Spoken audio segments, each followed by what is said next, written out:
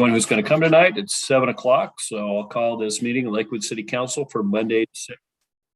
Call this meeting of the Lakewood City Council for Monday, December 6, 2021 to order. Madam Clerk, would you please call the roll? Councilmember Bell has been excused this evening. Councilmember Boki. Present. Councilmember Brandstetter. Here. Councilmember Farmer. Here. Councilmember Moss. Here. Deputy Mayor Whalen Present. and Mayor Anderson. Here. You have a quorum.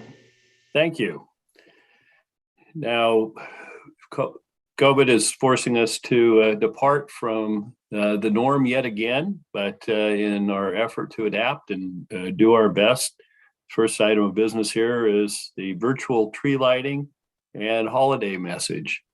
So we're going to light a real tree virtually. So for this, we have our communications manager, Jim Koprova. Jim.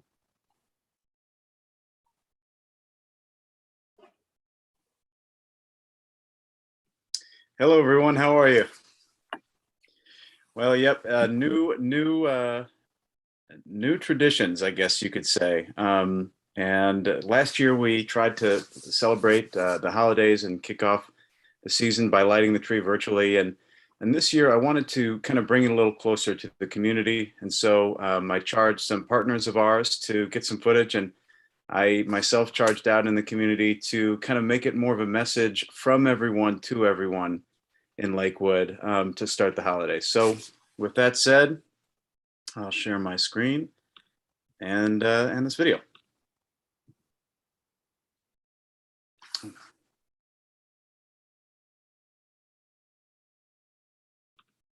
Brianna, it looks like I'll need your help again. I'm having the same issue I had last time. Would you mind queuing that up?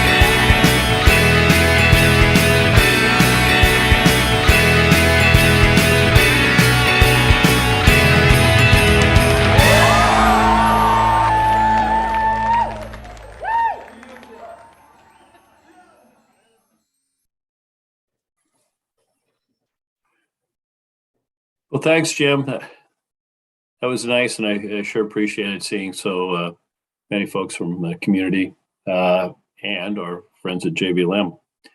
So the tree will remain lighted through the holiday season, and I hope that you folks who are joining us tonight can drive by and enjoy it.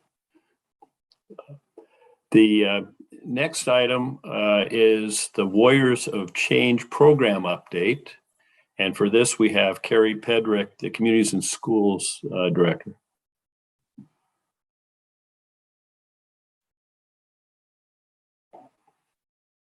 I think she's going to be joined by Leah Livingston and Rachel Seibel.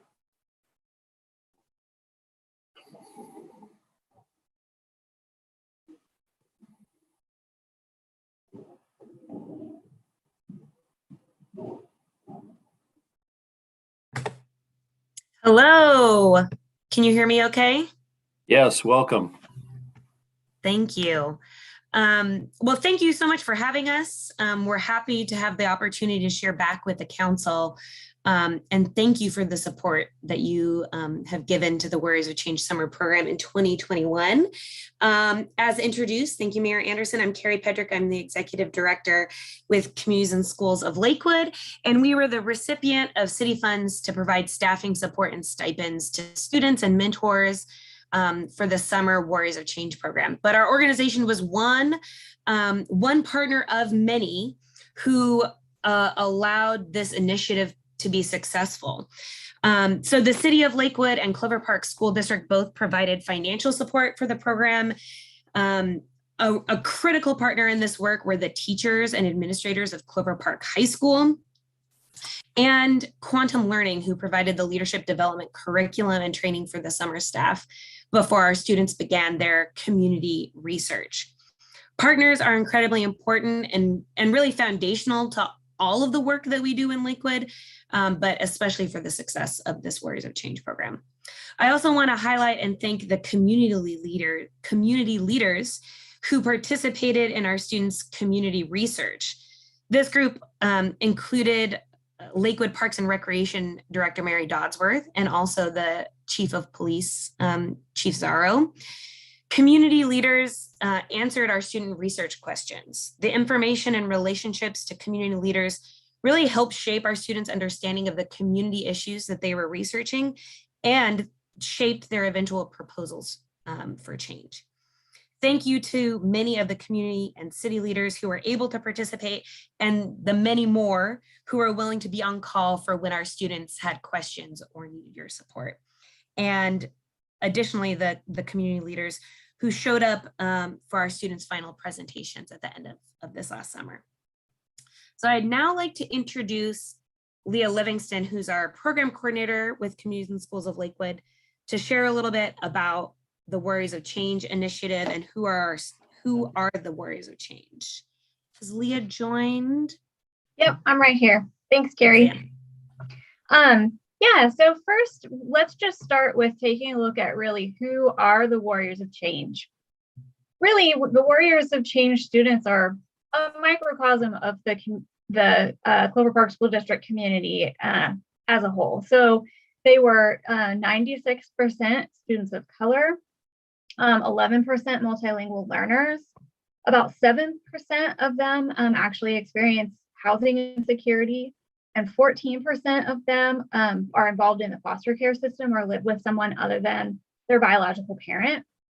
More than half of them have jobs, and actually some of them have full-time jobs that they also do while going to school or participating in Warriors of Change. And absolutely all of the students are leaders. And thanks to Warriors of Change, I think they believe that about themselves too. So really, these students experience barriers to learning just like, and access just like all of our students do. All right, so then on to exactly what is Warriors of Change. Warriors of Change is actually the idea that was birthed out of a meeting with the principal, Tim Stoltz. And it's a project-based leadership development program, which included a full week of leadership development lessons and social emotional learning, and then 5 weeks of really extensive community research. Carrie shared about the community leaders that were part of that, and collaboration on proposals that you'll hear about in a little bit. 2021 was the first annual Warriors of Change. So we certainly plan to continue that. And participants were all rising seniors. So they're now current seniors getting ready to graduate at the end of the school year. And really, we were focusing on building skills for their senior year and beyond. And the idea was really to re-energize students after their long time away from the building in virtual learning and really reignite their love of learning and remind them all how great it is to collaborate with others. And this past summer, we had 30 students that participated in the 6-week program. The program itself really is quite unique. And it's also incorporated a lot of best practices. One of the things that makes it most unique was the ability to offer the $500 stipend for students that chose to participate. As I mentioned earlier, many of our students do have jobs. And so the $500 really allowed them to miss a few hours of that job to come participate in the program. When I talked to them afterwards, nearly all participants said that that stipend was a factor in their ability to participate. We really wanted to empower young leaders to better understand their community and to be a part of making it better. And all of the students that I talked to that participated said that they really felt an increase in their confidence in public speaking, but also just in building friendships and interpersonal relationships. And they also said that they feel a deeper connection to their community. So now I'd like to introduce Rachel Sever, one of our social work interns who has been very instrumental in supporting this group of students. And Rachel is going to share a little bit more about the specific proposals that our students came up with during Warriors of Change.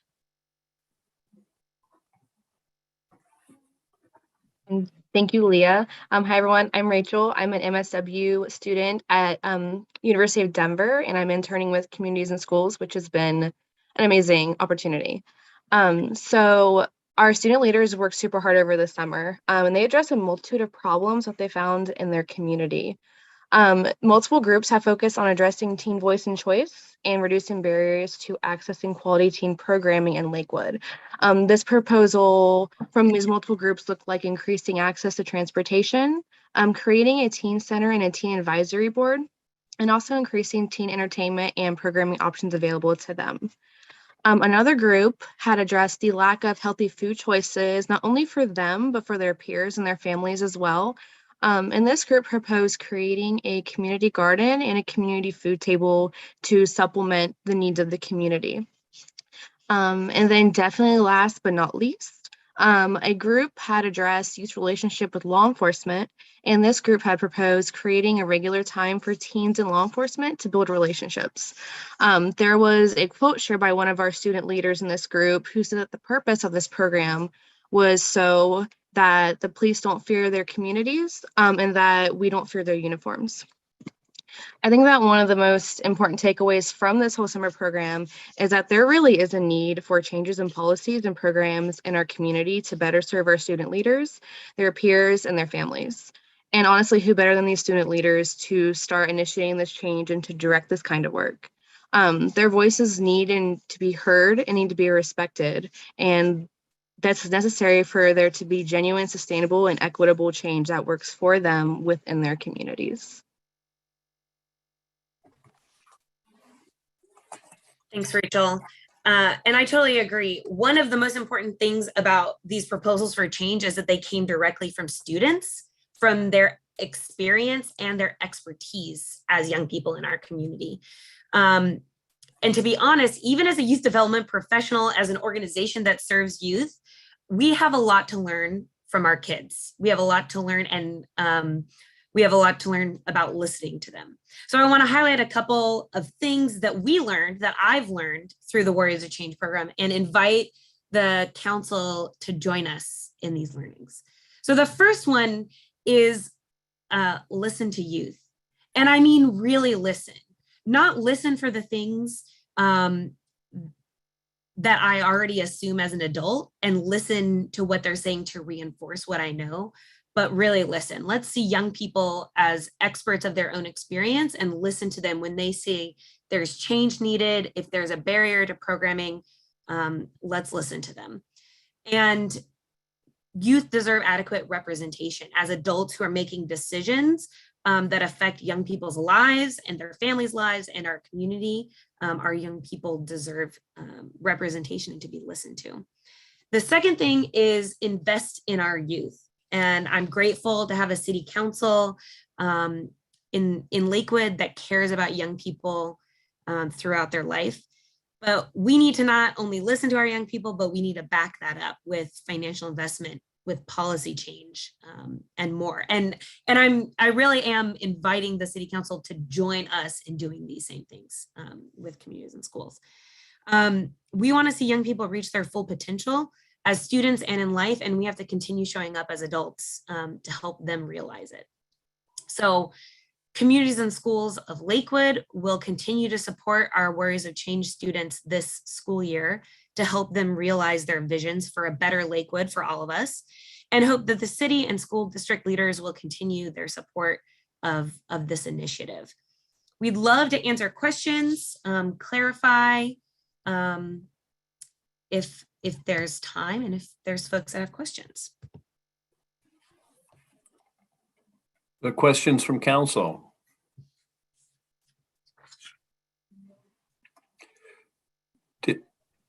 Well, Ms. Farmer. First of all, thank you so much for caring for the community and for taking action and doing something about it. It's one thing to care, and then it's another to take action. So speaking of taking action, you specifically mentioned policy change, and I'm curious if there were one policy that the city could take action on, what would you suggest? Well, I think the thing that came up over and over, and honestly, during the Warriors of Change program, but also in our work with students throughout the school year, is around transportation policy. And I know that's something that the city council has already been in conversation with Pierce Transit and the school district, but transportation is a huge barrier for our students accessing programs and supports that already exist in our community, healthcare services, job and employment, all those things. So we bring up transportation a lot because it comes up in our work a lot with students. Thank you. Yep. Ms. Moss. Thank you, Mr. Mayor. And thank you, Ms. Carey, for your reports, and all of you for your reports. I was just interested. I did attend the summit that you had at the high school earlier this year. And one of the things that I found to be a barrier right now, as far as the one relationship with uniforms, is the COVID, because we had a program where we were connecting cops and students through the Multicultural Coalition, and we can't do that now. So that was one way to build that relationship and strengthen it. We had it at the school, and the students actually opened up and we had a good conversation with our police officers. So that was a program that all the schools were interested in having us continue, and due to COVID, we were not. But just so you know, you're not alone out there. We're trying to work that same program. And the other one that I thought was interesting is listening to students. When students know they are being heard, they're going to cooperate with us a lot better. So kudos for that, and thank you. Mr. Whalen. Thanks. Thank you, Carrie, and everyone, Leah, for the presentation. I'm curious about drilling down into the transportation issue, because I know we've heard that from our own youth council members, those that attended Warriors for Change.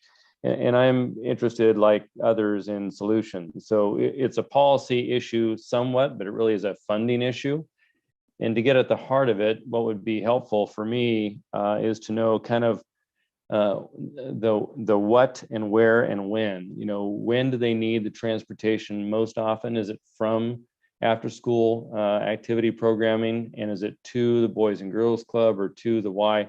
Those kinds of things, because I'm the council member appointed to sit on the board of Pierce Transit, and I'd be more than happy to bring this up with our CEO at Pierce Transit to see how we can perhaps partner with the city in making a van or vans available if possible. So it's a funding issue, but I need to know a little bit more detail so we can maybe accommodate the need. Mr. Branstetter.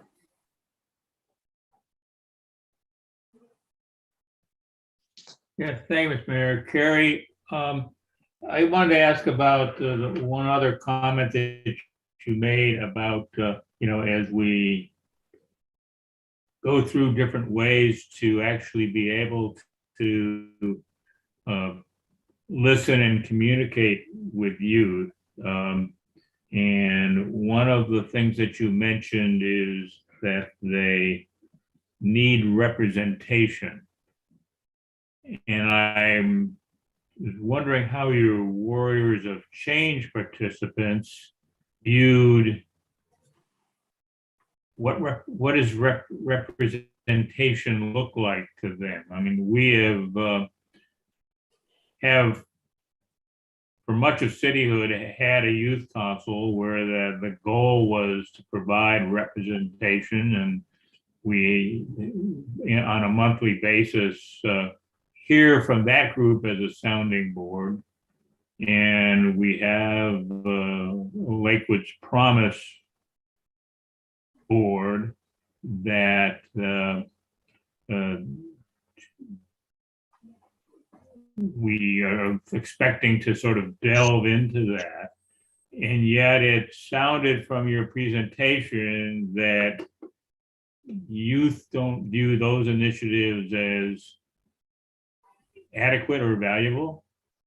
And what when they speak about wanting representation, what is it that they would think representation looks like?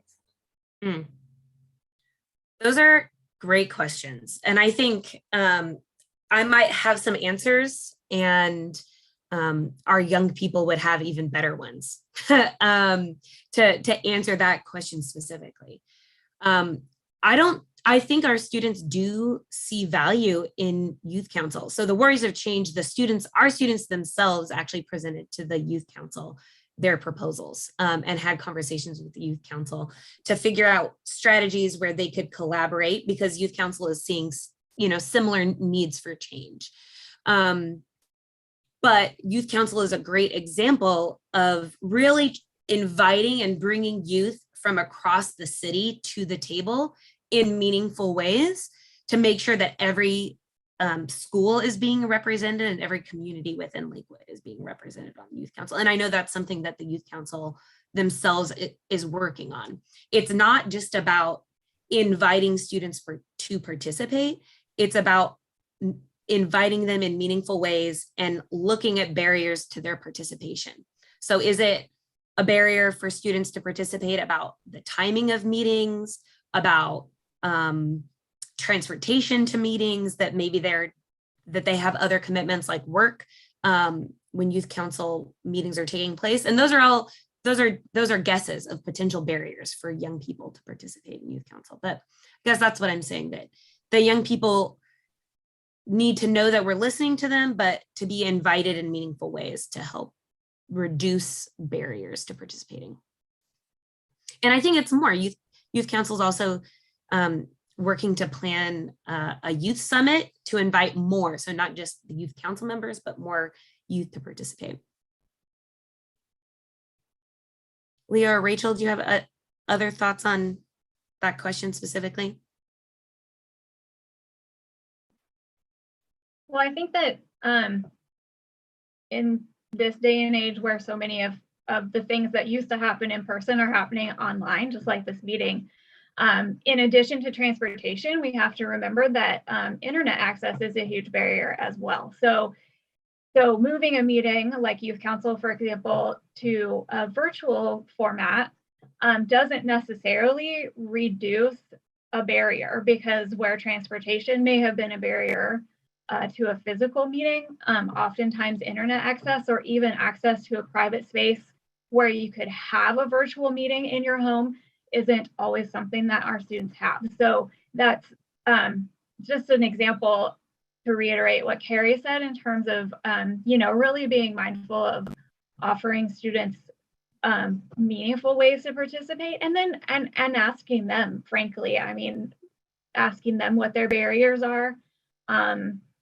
Many of the proposals, or several of the proposals, involved just how students are communicated to about opportunities, and sort of the general feeling that our students had that however opportunities were being communicated, it wasn't reaching them.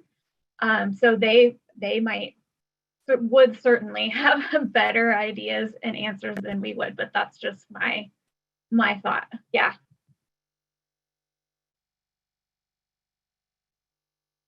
Mr. Whalen?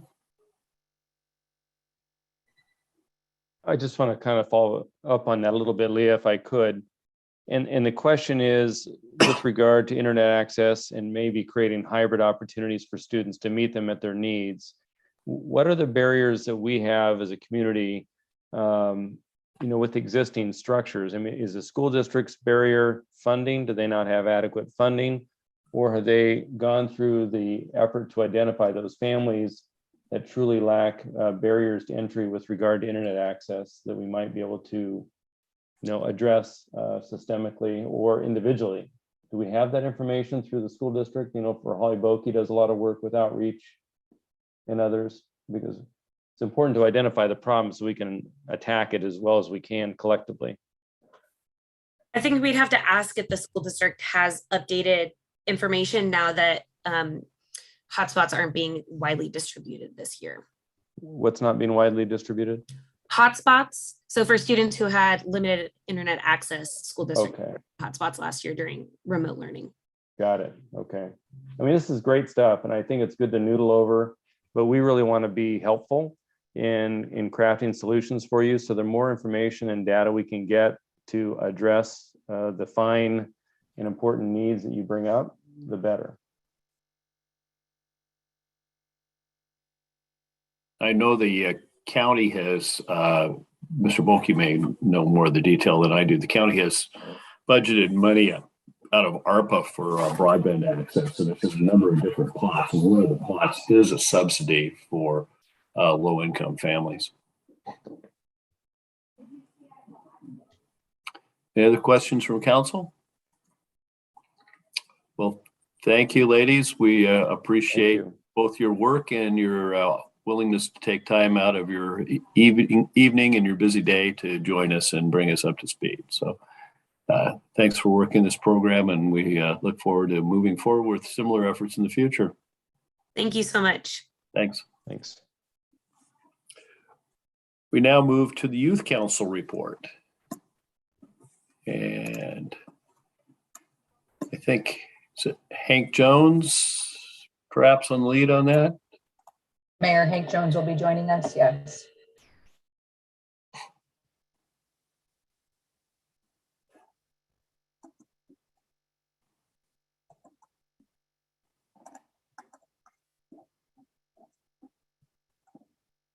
Hey, good evening. Can everyone hear me? Yes, thanks for joining us. Yeah, thank you for having me. All right, so my name is Hank Jones, and I will be delivering the Youth Council update. So the past couple of meetings have all been about brainstorming and laying the logistical groundwork for our 2022 Youth Summit. Today, we talked about times and dates for the summits and concluded that we should try to have our summit towards the end of the school year and during the school day in order to sidestep conflicts like exams or family responsibilities as we aim to maximize our participation. Our coordinator, Brian, has been in contact with the school districts about dates and transportation options that will best fit the needs of students. We decided on a couple of broad topics today that we want to cover in the Youth Summit. Chiefly, of course, our council has always been in the pursuit of addressing mental health in our student communities.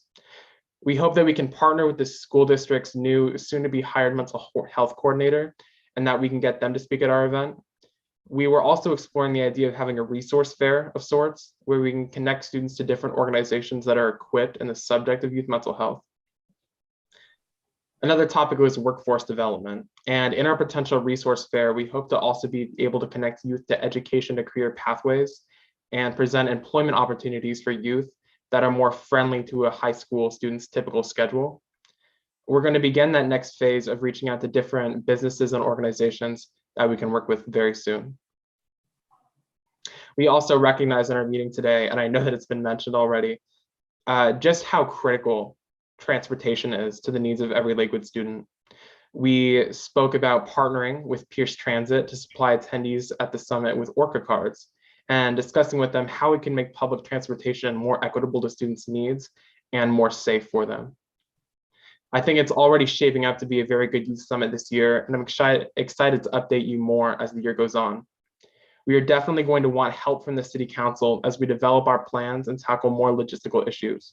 We were hoping some or all members would be interested in having a speaking capacity at the event, and any other ways that you are able and interested to help us would be sincerely appreciated. we'll let you know. And that's all I have for the youth council report. I will also be giving the youth council report for the city council. And then I will be giving the youth council report for my school, Harrison Prep. So the HP leadership team has been undertaking a lot of big projects this month as well. The students are launching awareness campaigns about substance abuse and mental health issues in our communities. Other students began a donation drive for feminine hygiene products, which will go throughout the month. When the drive is over, the products will be supplied for free in women's restrooms. Another leadership project in partnership with the HP National Honor Society is a revival of our annual holiday program, Winter Wishes, which we were unfortunately able to conduct last year. Students are filling out forms in their advisory classrooms, writing down big and small wishes for gifts this holiday season. These requests can be anonymously fulfilled by other students, and we view it as a great way for Pumas to get into the holiday spirit. Our drama club is hosting their first play of the year this week, A Midsummer Night's Dream, where students will be acting out the iconic Shakespeare play in front of an in-person audience. And lastly, just because I am the team captain, I have to mention that the Harrison Prep Knowledgeable team has started their 2021 to 2022 season. We already had our first match of the year where we scored a close second place finish against Bellarmine Prep. Our team is strong this year, and I'm so excited to lead them through the rest of the season. Harrison Prep is representing Lakewood well. And that is my HP update. I would be happy to answer any questions about either of my reports. Any questions from council for Hank? Mr. Branstetter. Thank you, Mr. Mayor. Yeah, Hank, thank you for your report. I had a question of annually the underclass students on the youth council have formulated a recommendation to the mayor for who we should nominate for a quality community scholarship to AWC. And I was wondering how that process is going, given that AWC has moved forward the deadline from the traditional time at the beginning of March to earlier in the year for the city to have a nominee. Is that working? Right, Councilman Branstetter, could you tell me again the name of that scholarship? Well, it's the Quality Communities Scholarship. It's awarded by the Association of Washington Cities. Okay. And each city in the state is allowed to nominate a young person, and we have traditionally done that, and the nominee has usually come from a recommendation that a group of the youth council who were not seniors forwarded that recommendation. Just didn't want to lose track of that this year, given the earlier deadline than in past years. I understand. Yeah, this is actually, you might be surprised to hear this. This is the first time I'm hearing of the Quality Community Scholarship. So I wish I could give you a more accurate answer of how it's going. I haven't heard anything about that in any of our youth council meetings, but I can definitely ask Brian and Cameron about it, and I can try to follow up with you if that's all right. You can follow up through Councilmember Boki and just don't want to miss a deadline. That's all. Okay. No, I understand the urgency. Yeah. One other thing is, and in your briefing, you about transportation and public transportation specifically, you mentioned you were looking for ways to make it safer for young people. So is there a perception that the public transportation is not as safe as it should be? Yeah, I would say that's not necessarily a perception that I would share. I drive my own car. I'll admit that I don't use public transportation very much. I will say it was mentioned by a couple of members in our youth council meeting this evening, where they said that they feel unsafe riding public transportation, that oftentimes there are, specific people that ride the bus that intimidate them. And I think generally there's a perception by a lot of people in my age group that public transportation is safe, or maybe you could use the word sketchy. And so I think that's something that is worth mentioning to the bodies that kind of govern our transportation system, that is a common perception among people in my age group. I'm quite certain that Pierce Transit would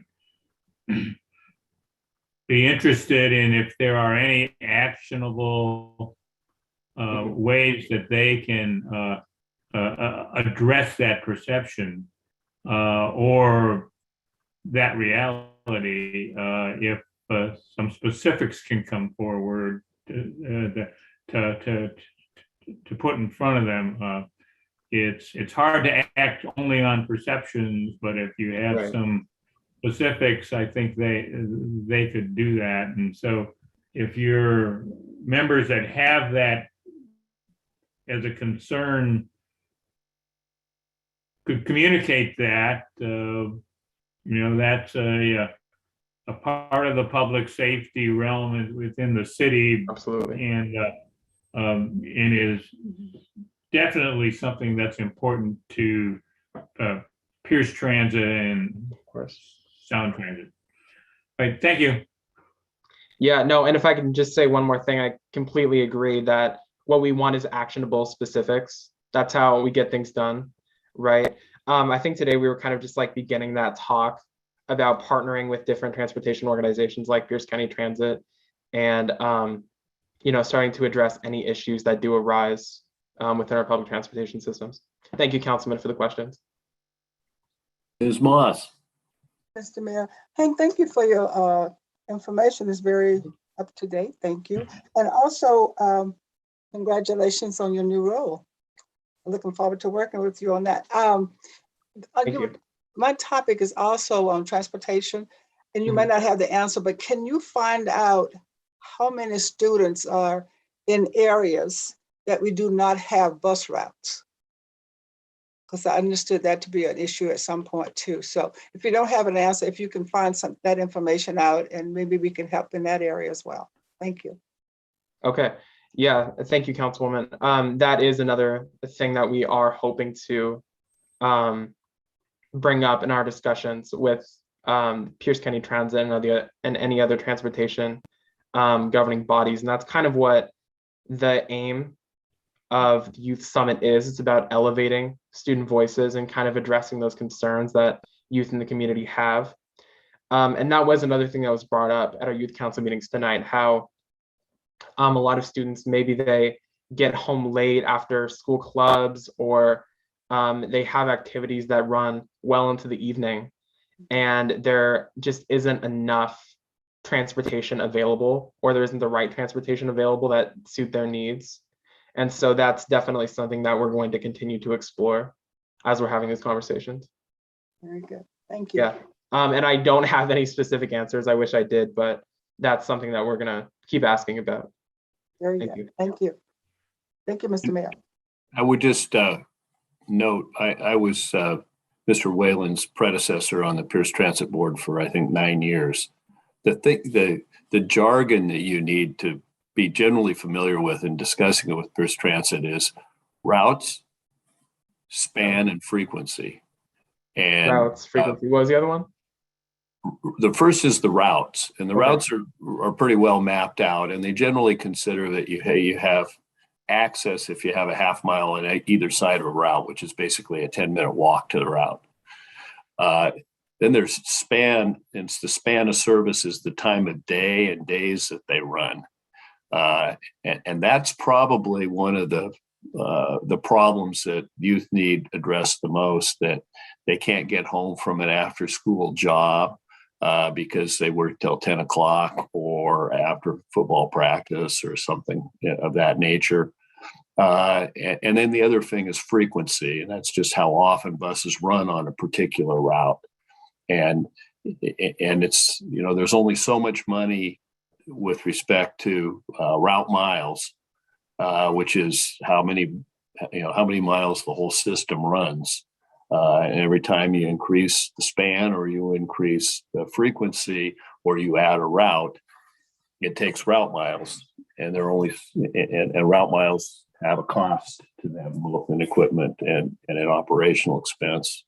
And so it's a balancing act. And the trick is to be an effective advocate for the span and the frequency where you can show that it's more needed than somewhere else.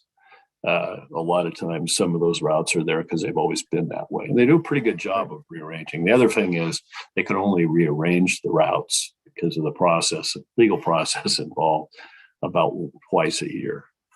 And it's a big lead time because they have to do some studies. So anyway, I'd be happy to talk with you about it more and talk to Mr. Whalen.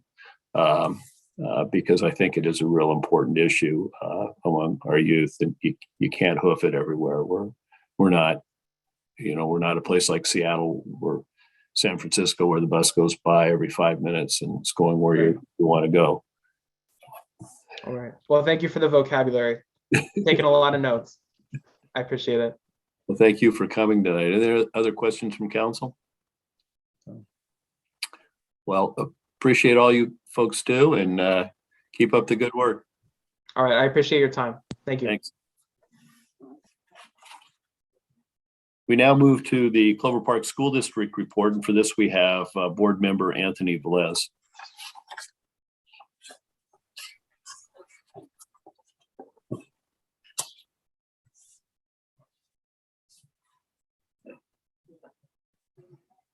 Good evening. Hello, welcome. Thank you very much for having me. So tonight I do have some talking points I'd like to go over, starting with Clover Park and Lakes High School, which they selected a Daffodil Princesses. Lily Nonamaker from Clover Park High School and Willow Warren from Lakes High School. They will be the 21 and 22 Daffodil Princesses. The high school seniors will represent their schools throughout the school year and will compete for the title of Queen of the Daffodil Festival this spring. Clover Park School District offers bonuses up to $3,500 for new hires. Due to the pandemic, the district has many positions to fill inside and outside of the classroom. To fill these needs, the district is offering hiring bonuses for specific positions. The district will provide bonuses of $3,500 to hired LPNs and bus drivers, and bonuses of $500 to hired paraeducators and food service workers. If you or someone you know are interested in working in the district, you can find the list of open positions and apply online on the district website. Clover Park School District hosts Washington State representatives for facility tour. Clover Park School District welcomed Washington State 28th District Representatives Mary Levitt and Dan Bernosk for a tour of two of the district schools in November. They joined district administrators and staff members from the Washington Association of Maintenance and Operations administrators to get an up-close look at Clover Park School District or High School and Lakeview Hope Academy. The district last passed a voter-approved capital bond measure more than 10 years ago in 2010. The district maintains 2 million square feet of facility space, and 8 schools are in need of renovation. Parent-teacher conference participation nears 90%. The district-wide participation rate in November parent-teacher conferences was 91%. At conferences, parents and teachers discuss their students' academic progress and resources to support their student. Parent-teacher conference participation is one measure of parent engagement. Clover Park School District participant in City's Reverse Parade December 11th. Clover Park School District is participating in the City's Reverse Parade of Lights on Saturday, December 11th from 4 to 8 p.m. Please look for the school bus decked out in Winter Wonderland theme and festival volunteers. Parent Connections Council. The first Parent Connection Council meeting was held on Wednesday, December 1st, using the Zoom web conferencing and meeting application. The council, comprised of parent representatives from each school, meets with district administrators 4 times per year to provide valuable input from families on a number of important issues. The next Parent Connection Council meeting will be held Wednesday, February 10th, 2022, using Zoom. Winter break is coming. Schools will be closed beginning Monday, December 20th through Friday, December 31st for winter break. Student Services Center will be closed December 23rd, 24th, 30th, and 31st. Winter is coming, so be prepared. It is important that family and staff contact information is current in case of inclement weather. Families are encouraged to check with their student's school to verify contact information and sign up for the flash alerts, which is at www.flashalert.net, to receive the most up-to-date closure notifications. Additionally, remember to drive carefully when weather conditions worsen. Free meals continue for all children. The district is serving free meals to all children ages 18 and younger through the 21 and 22 school year. Free daily meals are provided to students when attending for in-person learning. Students learning virtually can pick up meals at their neighborhood school during normal lunch times. Families of students enrolled in virtual learning should contact their neighborhood school for more information. Families are encouraged to complete a free and reduced price meals application for their student to be eligible for reduced fees and additional resources. State legislation on Native mascots. Recent state legislation prohibits the inappropriate use of Native American names, symbols, or images as public school mascot logos or team names. A district committee has reviewed the legislation, consulted with the Puyallup Tribe of Indians, and gathered input from the Native American students, staff, and families as part of this process. The district is completing its final review of the process regarding the Clover Park School mascot. Follow and like Clover Park School District. Clover Park School District is on Facebook, Instagram, Twitter, and please consider liking and following the district for news and announcements and pictures of our students and staff in action. The next school board meeting will be held Monday, December 3rd at 6 p.m. Our school calendar, we have a few late starts, which will be December 1st, December 8th, December 15th, and once again, winter break, which will be no school December 20th through the 31st.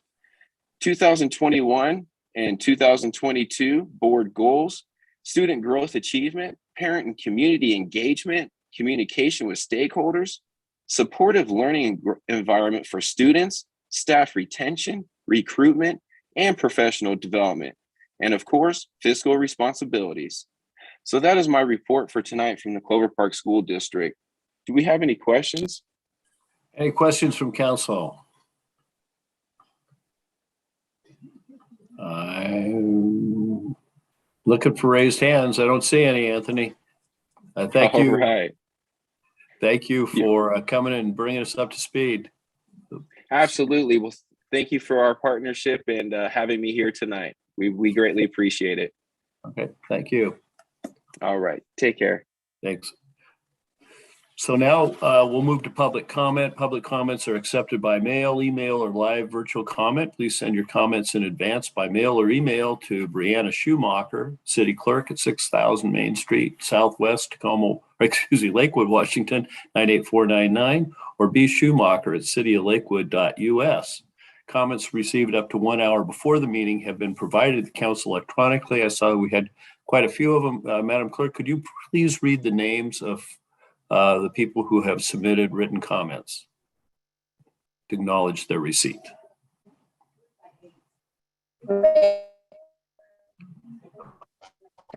Adams, Mary Lee Adams, Sean Arendt, Brianna, we're having some problems. Carter, You're not, your vocals aren't coming through here.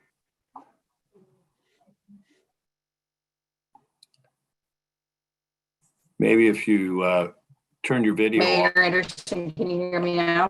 Yes. Muted. Oh,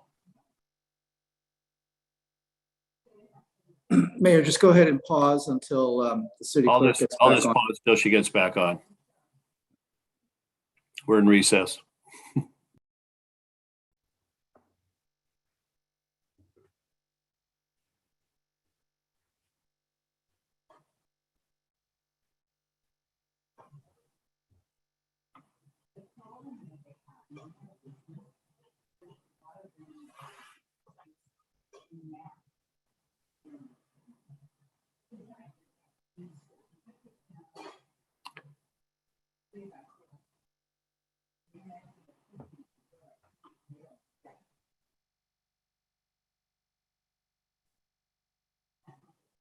Okay, we're back to order. Are you there, Ms. Schumacher? Mayor Anderson, I'm back in the meeting. Can you hear me?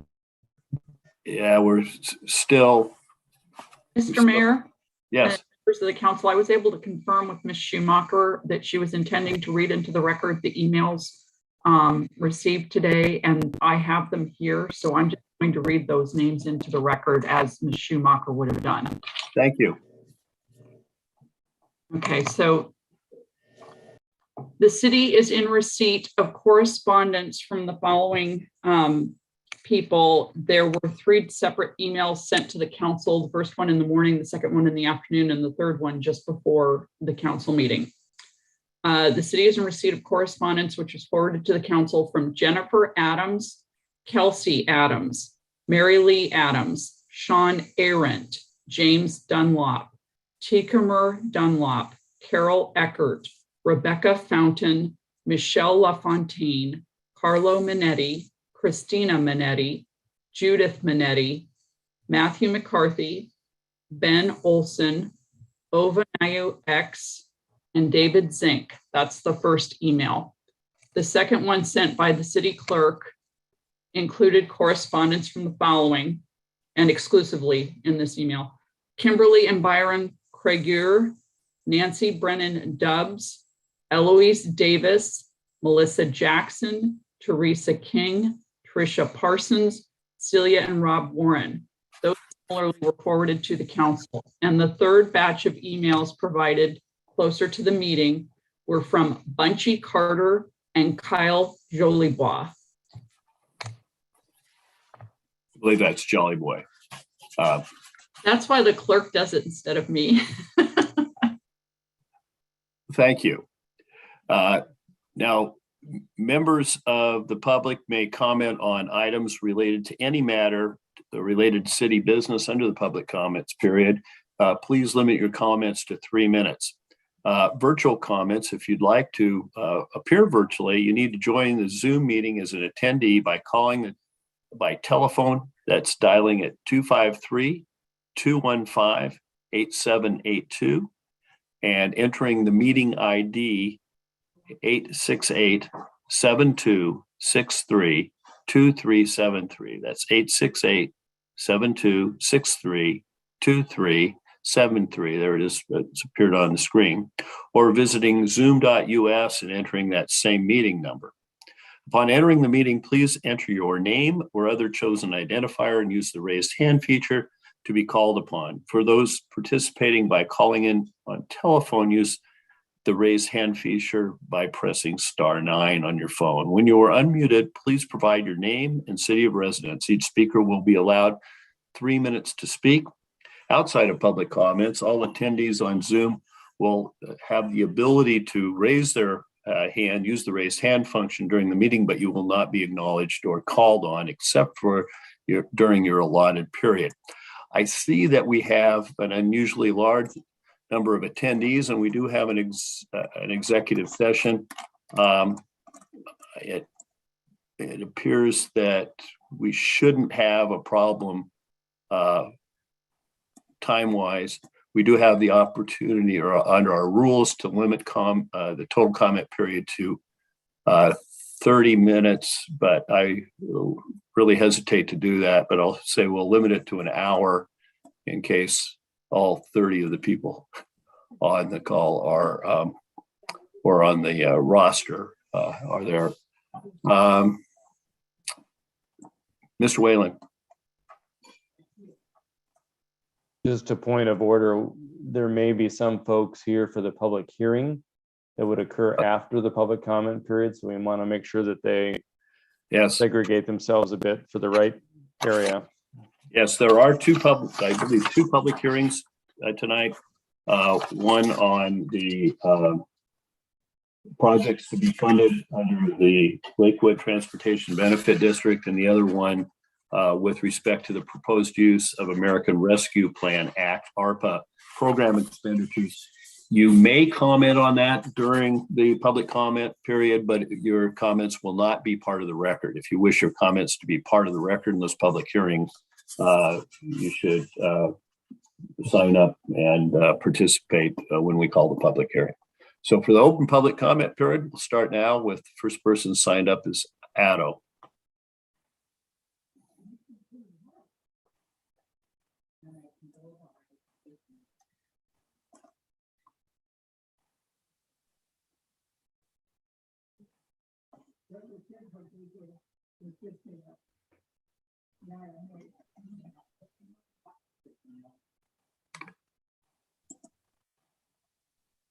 Addo, you're up. We're not receiving any voice feedback.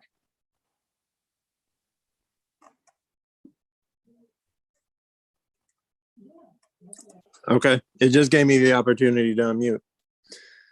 My name's Edo Equitas. I'm the chairman of the White Panther Party. It's been a while since I've been able to speak to you guys, so I'm happy to be here.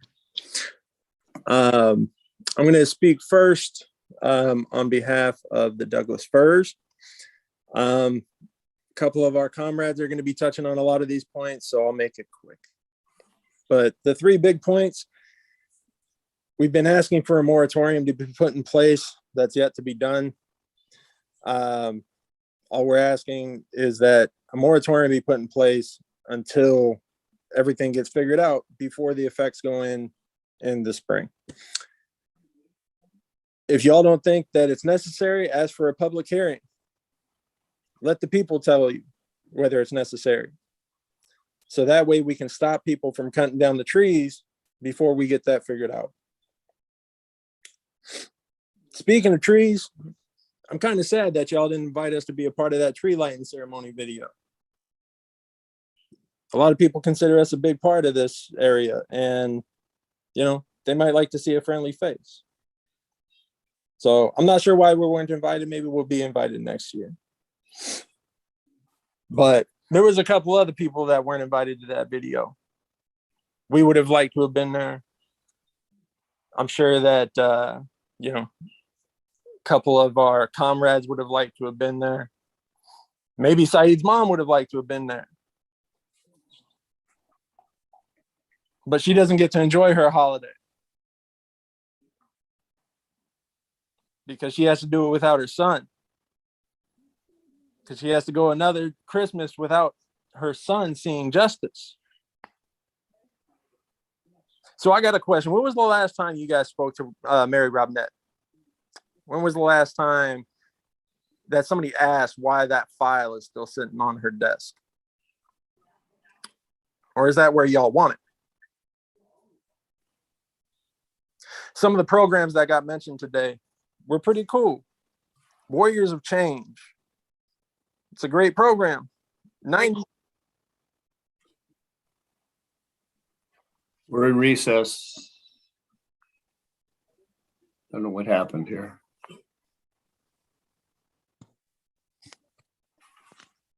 Addo, you're back on. You have another minute. Man, I wasn't even going to say anything bad. So, the Warriors of Change is a great program.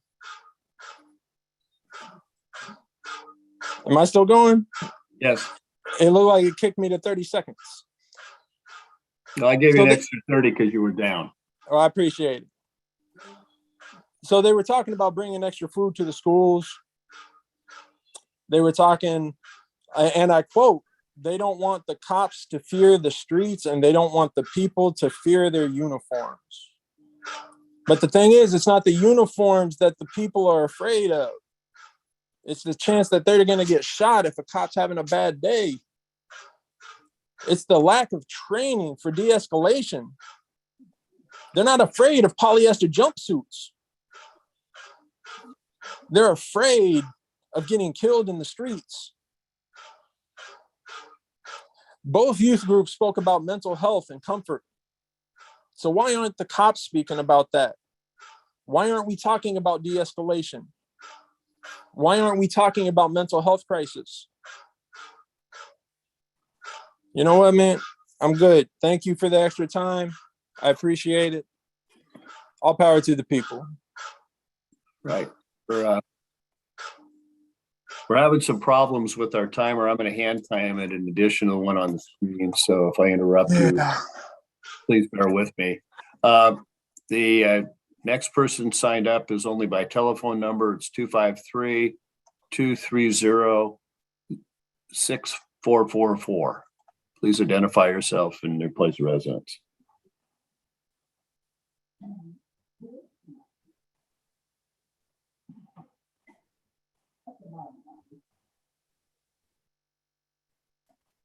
Two 253-230-6444.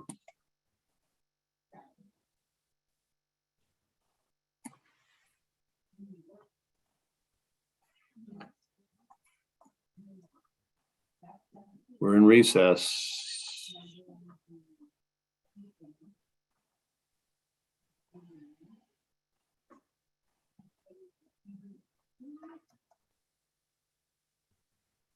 Okay, Ms. Schumacher, please come on, unmute. Can you explain the difficulties we're having so we can navigate them?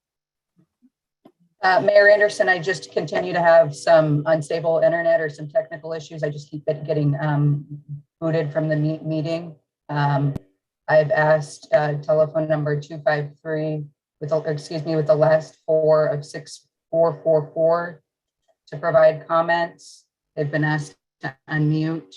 Okay, they're up, but so is Addo. So we got it. There we go.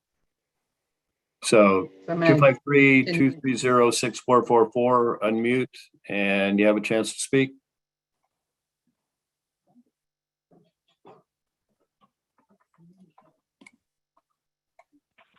Can you hear me? Yes. Okay. Dennis Hogan from Sioux Falls, South Dakota. And I guess, wow. You know, in my opinion, the Democratic Party and its monolithic partnership with teachers union, federal regulations, and other bureaucracies. You know, we watched the election for Youngton in Virginia. That process brought out a lot of nasty things. And it's mostly due to the regulations, power. This is a fight for power. And, you know, it's democratic cities that aren't protecting their people from crime. And there are things that really are rotten. Like the 9-year-old gal that got raped in a Virginia school. And somehow the bureaucrats felt powerful enough, they didn't need to report it. They just moved the criminal to another school where he did what he did again. And in another school, a 24-year-old an illegal immigrant who is registered as a student. So your system is really all about the same. You're under the same power. And I would suggest that you need help from a much bigger power.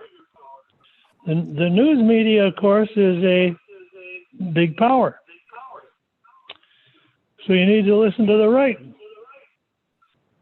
media. And I suggest when you hear of something like that, you report it to a proper newspaper, news media, television, that will immediately jump on it.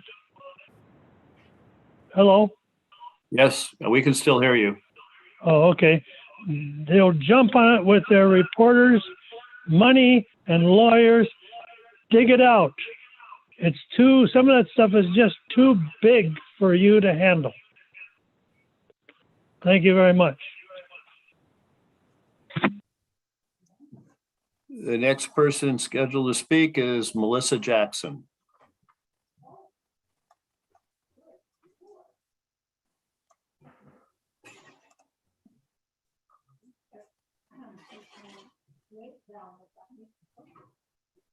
Yes, are you able to hear me? Oh, there we Yes. go. Okay. Mr. Mayor and Council, thank you very much for letting me speak with you this evening. It's my understanding that there's going to be a review of the tree preservation regulations and moratorium. And I would like to voice my concern as a lifetime Lakewood citizen that many of our beautiful older trees continue to be cut down or damaged in such a way that they will not recover. And I know there's lots of reasons for this. I know that utility companies need to clear the lines, but I'm noticing an indiscriminate topping of evergreen trees and damage to the point of no return with very little concern for the health of the trees. I'm noticing businesses and homeowners are cutting down trees based on possible fear or misunderstanding or unwillingness to maintain. I'm noticing that tree companies seem to be going around without many guidelines or rules as to what they could or should cut down, and are using, again, indiscriminate tree trimming practices. And even our own city, I'm noticing that there's things that we could do to be more mindful of the trees with our city projects.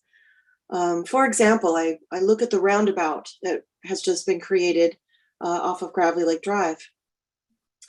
Maybe perhaps we could look at other areas like our neighbors in University Place and how they are making their roundabouts more of a beautification with trees and shrubs. Cities in Washington and all over the world have found ways to marry preservation and progress. And I would really appreciate it if the city would consider putting a moratorium on the cutting down of trees in Lakewood until such time as we can create a better working plan for our trees in 2022. I appreciate your time and consideration. Thank you. Next up is Christina Minetti. Hello. Thank you for this opportunity to comment tonight. My name is Christina Minetti. I'm a resident of Lakewood. First, I'd like to urge you to take the necessary steps, such as holding a public hearing, to implement a moratorium on tree cutting until the interim regulations can take effect in spring, ahead of the amendments which are expected to be enacted in August, as I understand. Moratoria are allowed by state law for situations such as these. Please see RCW 36.78.390. I'm sure you know that. Using a moratorium in the context of Lakewood's trees does exactly what a moratorium is meant to do. There is a clear and imminent danger to the trees that must be addressed. A moratorium is not problematic, as some have argued, because work is already underway and there is a clear deadline: the enactment of interim regulations. The problem, as I understand it, is with moratoria with no clear end. The city must act to prevent more loss of trees. When people hear that stricter regulations are planned, you can imagine They'll be cutting down trees like there is no tomorrow. Gary oaks, big firs, whatever. I don't want us to have to witness this. Remember your responsibility as a city government, quote, as a trustee of the environment for succeeding generations, end quote. Lakewood Municipal Code, chapter 14.02, paragraph 180. I also wanted to thank the City Council for having the tree preservation code amendments dealt with separately rather than under the aegis of the Planning Commission. After what I witnessed last Wednesday, I am sure that you made a very good decision. I don't know whether all of the City Council members regularly listen to what goes on at Planning Commission meetings. I will save highlights from the last meeting for a later date.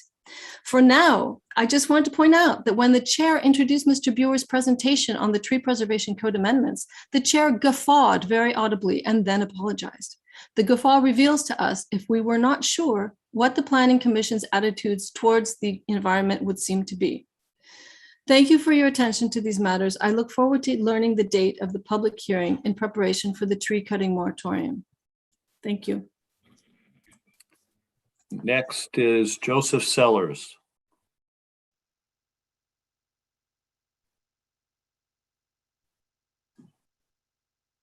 Hi, can you guys hear me?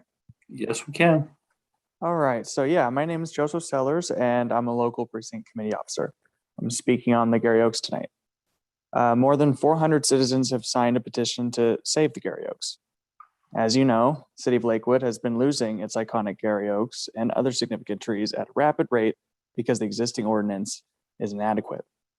While this might be solved in 2022 when the code is amended, this process will take time. In the interim, it's clearly foreseeable that our Gary Oaks and other significant trees will be forever lost, as people, for example, preemptively remove them and to avoid future restrictions. To counteract this clear and immediate danger to the significant trees of Lakewood, a moratorium should be imposed on the removal of healthy Gary Oaks and other significant trees until the new protective ordinance is adopted and in effect. The process of implementing interim regulations is expected to take several months.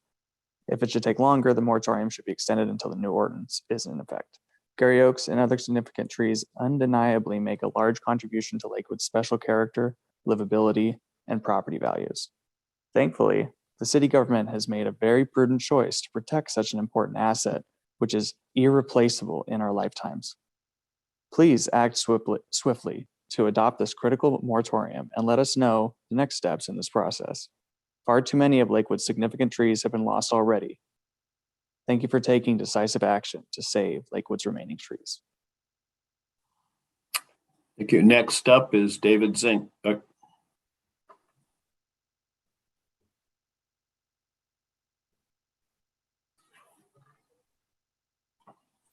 Can you hear me? Yes. Okay. Hey, thank you for allowing me this opportunity. Oh, I'm Dave Zink. I live in Steilacoom.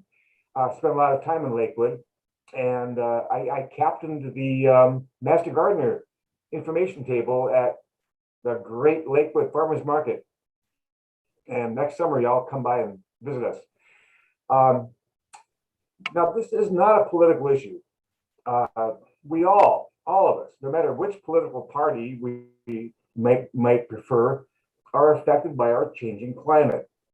And as you're well aware, the city of Lakewood has been sadly losing a lot of Gary Oaks and other different trees. And this, hopefully in March, when Lakewood's code is amended, we'll see some the oaks being protected. But before that happens, we need to make sure that there's not a lot of preemptive cutting. Oh boy, the regulation's coming. Oh, we better cut now. Let's try to avoid that.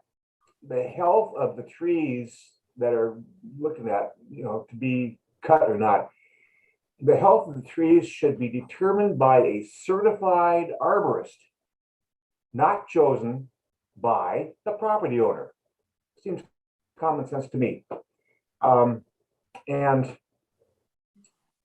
Gary Oaks make a undeniably large contribution to our quality of life and our character in this community, in our communities. and property values. And so what we need is a moratorium to stop all this wanton destruction of our trees. Gary oaks are pre-adapted to climate change's drying conditions. They can tolerate conditions that Douglas firs won't, and that they're really a critical species. So I thank you for your time, and sorry that you've been having some cyber problems. Hope that is fixed soon. Thank you all, and have a pleasant evening. Thank you. Thank you. Next is Tom Young.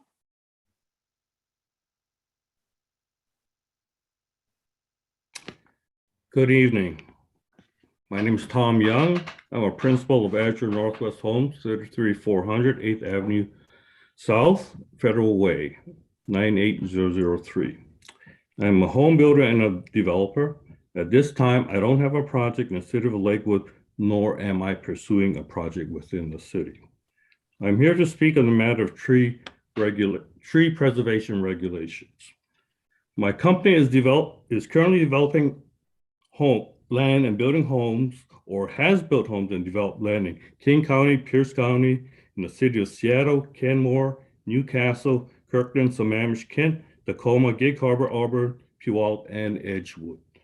Prior to the formation of my company, I have built homes and developed land in Snohomish County, in the cities of Redmond, Issaquah, Fife, Auburn, Mount Vernon, and Bothell. So I have much experience in dealing with tree preservation regulations. I am not here to speak on behalf of builders and developers. I am here to speak on behalf of beleaguered homebuyers and families struggling with home affordability. Tree preservation regulations may seem innocuous or even popular, but as a builder and developer who must price out the cost of materials, labor, and regulations, I can tell you that tree preservation regulations have a destructive effect on housing affordability. Land is the most expensive component of a home. Tree preservation regulations reduce the lot yield and creates obstacles in site plan efficiency. This drives up the cost of the home. Other regulations that affect land yield includes those that address biological critical areas, geological critical areas, and stormwater management. These have their basis in federal regulations and extensive scientific studies, but not so for tree preservation. When considering whether tree preservation regulations are necessary, please consider where this outcry is coming from. Please consider what need is being served. Be sure you're considering the need and not just the desire. Curtailing the rising cost of housing is truly a social need. Retaining more trees when there are already many other regulations that protect trees and open spaces is frivolous in the light of the hardship it causes to struggling families. So, tree preservation regulations do not serve a need. It serves a desire of a special interest group at the expense of families that are in need of controlling their housing costs. Thank you. Next is Eric Seibel. Or Seibel. Seibel, hello, can you hear me? Yes. Hello, my name is Eric Seibel. I live on Ponce de Leon Creek. Mayor Anderson, ladies and gentlemen of the council, thank you for the opportunity to speak tonight. I'm on the Conservation Committee of the Tacoma Audubon Society, and I belong to the Lakewood Gary Oaks Conservancy. So I moved to Washington State in 2019 to live with my partner. I moved here to Lakewood. I am what will probably be considered as among the first wave of climate refugees to this area. I had lived the previous 35 years in South Texas, in San Antonio, and then in Austin, and I became tired of the heat of Texas, so I moved. I feel lucky to live here. I love it here. But lots of other people are now understanding that climate change is here and no one will be spared from the effects of global warming. So they're coming. Thousands of people like me will be here within the next decade. Now is the time to put policies in place to accommodate growth while being good stewards of the valuable resources we still have, particularly our tree canopy. As the previous speaker, Tom Young, mentioned, tree preservation has an impact on local housing.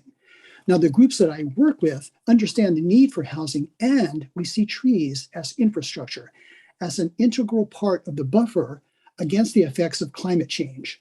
My community of activists and advocates want to partner with the city to ensure our housing supply is plentiful, sustainable, affordable, socially equitable, and as ecologically neutral as possible. Now, we don't know the scope or the scale of the population increase into this area, nor do we know what the actual climatological conditions will be in the next decade. So, as we are assessing the situation, I would ask the city to adopt a very conservative approach to managing our shared resources, especially our trees. Now, one of the ways we are assessing and preparing is by reviewing and rewriting the city's tree preservation code. And I'm asking for time to let the process work.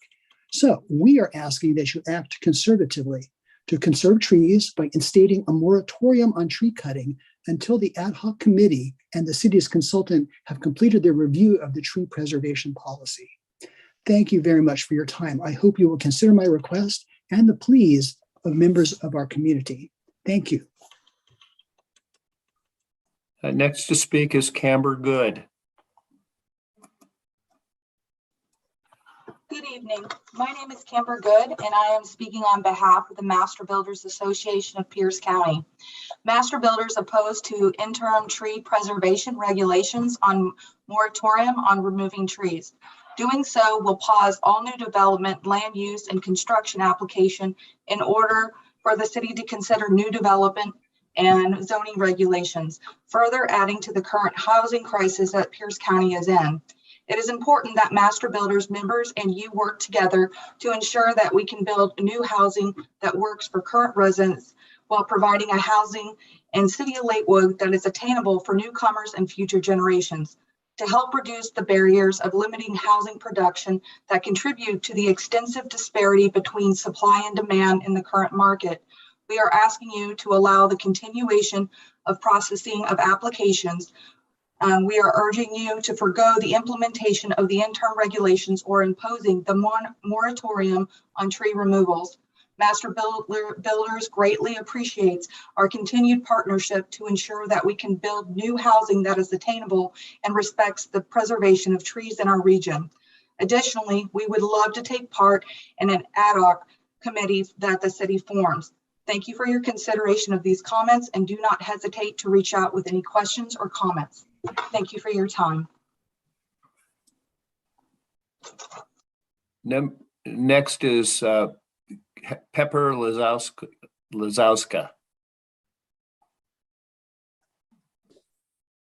Hello, can you hear me? Yes.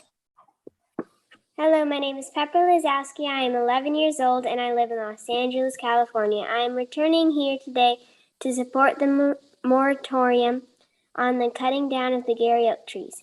This is important because from what I understand, there's going to be a law that says that you cannot cut Gary oak trees. But I'm hearing that some people do not want the moratorium. My fear is that without the moratorium, people will start quickly cutting down trees, knowing that there will be a law soon. But why is that bad? Like I said before, this is bad not only for the animals living there and that they will have their homes, food sources, and shelter taken away, but it is bad because we would be losing trees. The earth put these trees in for a reason. It all works together. Without the trees, pollution will increase, which will then lead to increasing climate change, which will not only then be a problem in Washington, but also a problem in the whole world. Thank you for listening. Next to speak is Mark Pfeiffer.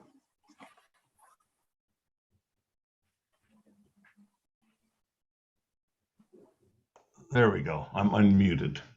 I'm not going to repeat all the things that the previous speakers have talked about, because I certainly support moratoriums and the like. But I just wanted to touch on some of the people that talk about cutting down or impeding the progress of building new family dwellings. And just talk about two that are in my neighborhood. I live in the Lake City neighborhood. There's one over on Vernon, and I think it's Moreland Street. About 19 or 20 homes that were put in there. It used to be a farm. Those I spot checked the prices of those homes, and they begin at about $500,000, which is, I believe, double the average price of a home existing in Lakewood. And then the other one is of course Harbor Cove, which is on the old Barker property on Gravity Lake Drive and Veterans Drive on the corner there. And those houses start at the high end of $900,000 a piece. So we're not building homes for people that can afford them. We're building homes for people who are, escaping from, I don't know, the traffic in Seattle or whatever, and coming down here from King County and elsewhere. But it's certainly not helping people that need affordable housing.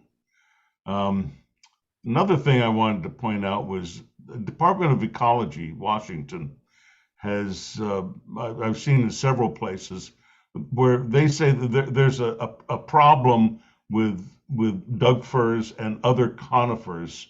It's a disease that gets into the root system, and they're saying that within 30 years, we may not have any more conifers in this area. They're all going to die out. Oak trees are also subject to or susceptible to certain diseases, but they're much hardier and more resilient than the conifers. So we need to do all we can to preserve those oak trees. And that's about all I have to say today. Thank you very much for your time. Thank you. Next up is Ryan Babbitt.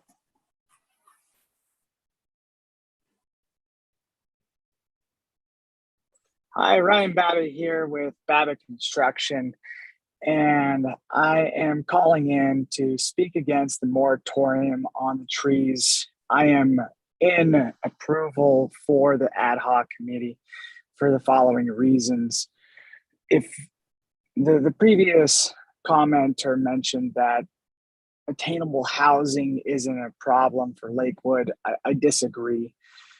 Attainable housing is a problem that the Pacific Northwest in all cities, including Lakewood, is suffering.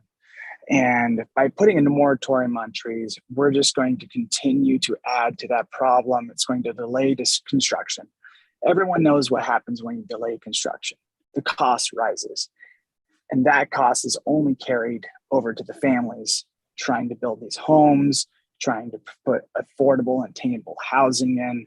So this is just going to continue to heighten a very rigorous problem that all of us are questioning and trying to solve. And over the next 6 months, to make sure this ad hoc committee would make appropriate changes to the code and address a proper installation of a tree canopy and preservation. We're working with the city for growth management and community development can be done successfully, but I don't think all the Gary Oaks in the next 6 months that we all grew up loving and knowing every single day are going to disappear overnight. There's also a lot of opportunity for us to maybe plant another tree and watch it grow with health and support from its local environment and community.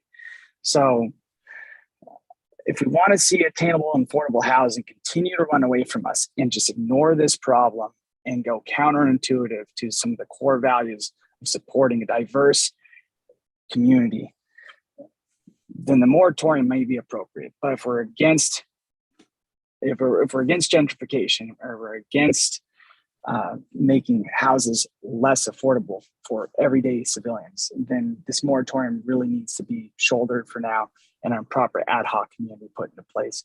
So that way we can come up with actual viable solutions instead of these blanket statements that are just going to impose further restrictions for every individual. Thank you.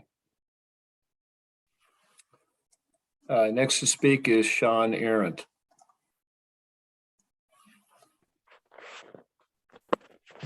Good evening, Mayor and members of Lakewood City Council. My name is Sean Arendt. I'm a resident of Tacoma. I am speaking in favor of a moratorium on the felling of endangered Gary oak trees in the city of Lakewood until a time that interim regulations can be enacted. We've heard from a lot of developers today, and I want to make sure that the council understands you do not serve developers. You serve the people of Lakewood. So understand that Gary oaks are extremely rare in Washington state. They're an ecosystem that initially started from glacial washout. They thrive in open spaces and rocky soils, but those open spaces are also very easy to build on. And that's why we've seen such a loss in Gary oaks. These are rare trees. And they're endangered, but they don't have the proper protections. And that's why the city has to create those protections. It's not going to come from the state.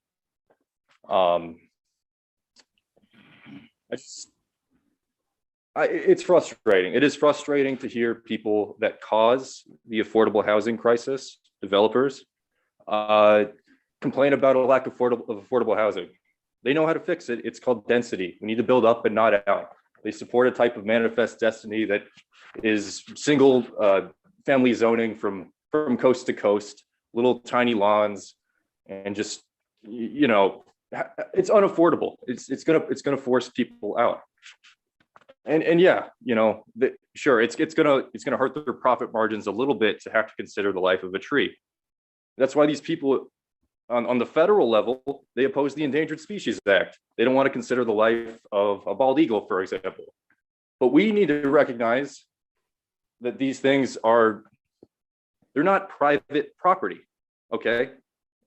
A species belongs to all of us. And if we're gonna take an action that can destroy an entire species, that's a decision that belongs to all of us. It belongs to the people of Lakewood, belongs to the government.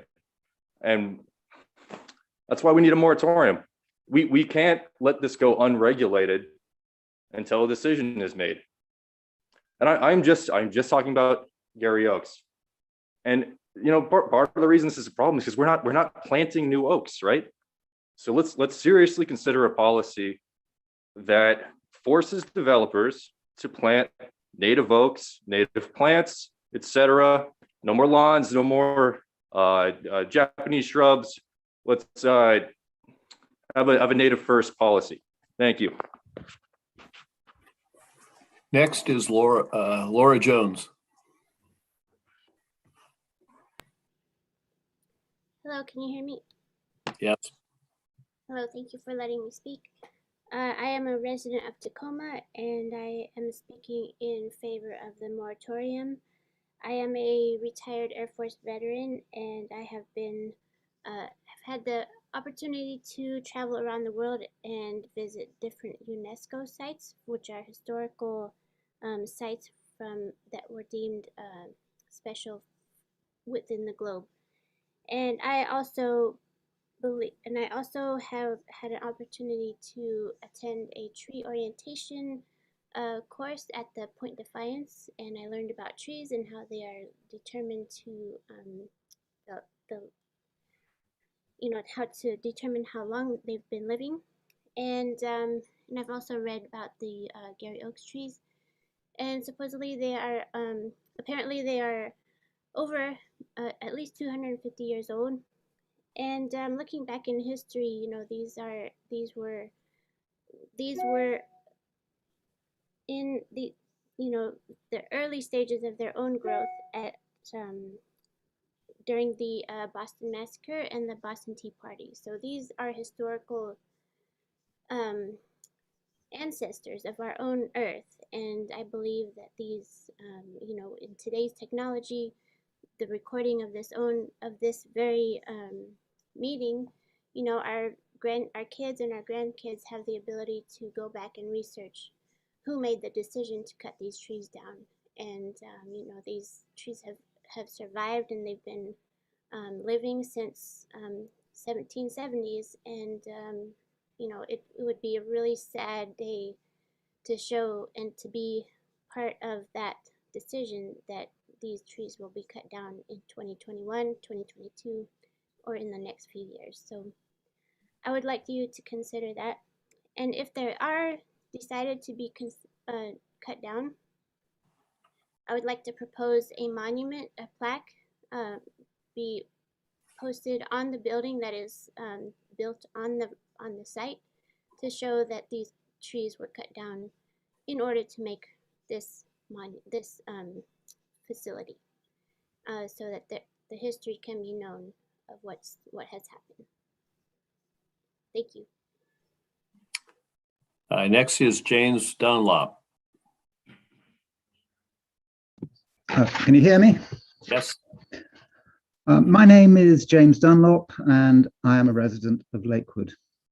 It's become fashionable to talk about conversations, to have a conversation about something, to be part of a conversation, or even just to start a conversation. And I think it's now time that we start a conversation about the City of Lakewood's Planning Commission.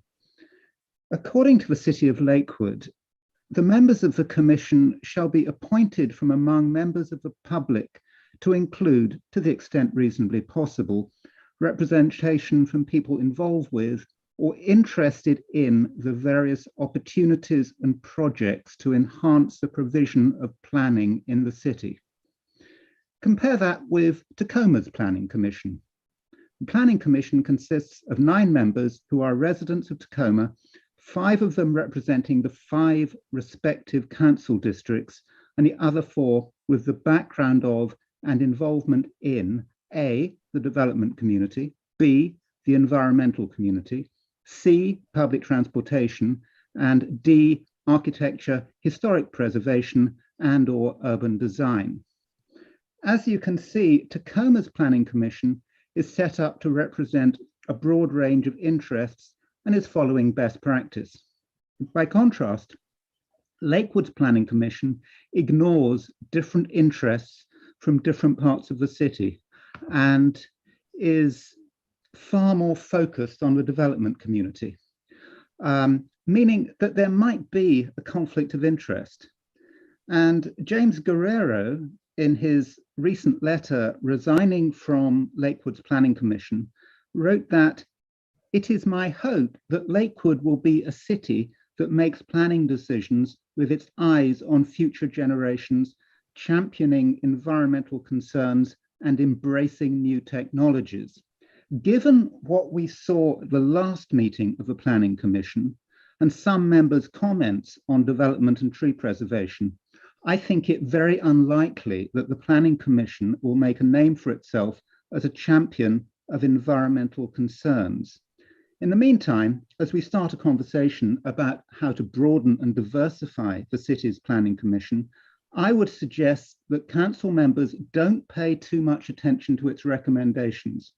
The focus and specializations of the current Planning Commission are simply too narrow. Thank you. That's all the people who have signed up to speak, but that doesn't preclude you from speaking if you wish to make comment. And remember, we have the public hearings on 2 subjects coming up later, and you will have an opportunity to speak at that time if you wish to. Julian Wheeler. You're in under the wire, Julian. All righty, I'll be quick. Thank you, Mayor, council members. Julian Wheeler. I just wanted to say congrats on your budget. Just but in the long run, I just want to say this, please keep making Lakewood more accessible. And whether that's to Gary Oak trees or Christmas tree lightings or stores or community centers. I just wanted to make sure that that fight still goes on. Alrighty, thank you very much. Happy St. Nicholas Day. Happy holidays. Is there anyone else who wishes to make public comment? Please raise your virtual hand. Is there anyone else who wishes to make public comment?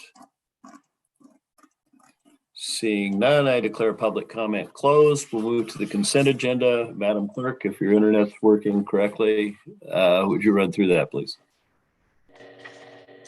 A, approval of the minutes of the City Council study session of November 8th, 2021. B, approval of the minutes of the City Council meeting of November 15th, 2021. C, approval of the minutes of the City Council study session of November 22nd, 2021. D, approval of claims vouchers in the amount of $2,345,072.07 for the period of October 21st, 2021 through November 17th, 2021. E, approval of payroll checks in the amount of $2,817,859.49 for the period of October 16th, 2021 through November 15th, 2021. F, motion number 2021-93, authorizing the award of a construction contract to Cannon Constructors LLC in the amount of $115,785.22 for the 2021 streetlight installation project. G, motion number 2021-94, authorizing the execution of an interlocal agreement between the cities of Tacoma, University Place, and Lakewood for the design of Orchard Street, Lakewood Drive from South 56th Street to South 74th Street project. H, motion number 2021-95, authorizing the execution of an interlocal agreement with the city of Puyallup for jail services. I, motion number 2021-96, accepting a donation in the amount of $17,500 from Virginia Mason Franciscan Health System for sponsorship for city events. J, motion number 2021-97, authorizing the execution of a grant agreement with the Washington State Office of Public Defense in the amount of $68,000 for the period of January 1, 2022 through December 31st, 2023. K, motion number 2021-98, authorizing the execution of a real estate purchase and sale agreement for the purchase of real property located at 2916 107th Street Southwest, Lakewood, in the JBLM North Clear Zone. L, motion number 2021-99, reappointing Adriana Sarian to serve on the Lakewood Arts Commission through October 16th, 2024. And M, items filed in the office of the city. 1, Planning Commission meeting minutes of November 3rd, 2021. Thank you. Is there any item which any member of the council wishes to have removed from the consent agenda? Hearing none, I'd entertain a motion. Moved by Ms. Moss. Is there a second? Second. Second by Ms. Farmer, that we adopt the consent agenda. Is there any further discussion? All in favor, please signify by saying aye. Aye. Aye. Opposed, nay. The motion carries. We now move to the regular agenda, public hearings and appeals. Madam Clerk. This is the date set for a public hearing relating to the approval of projects to be funded with revenue generated by the City of Lakewood's Transportation Benefit District. Thank you. For this, we have Deputy City Manager Todd Crow.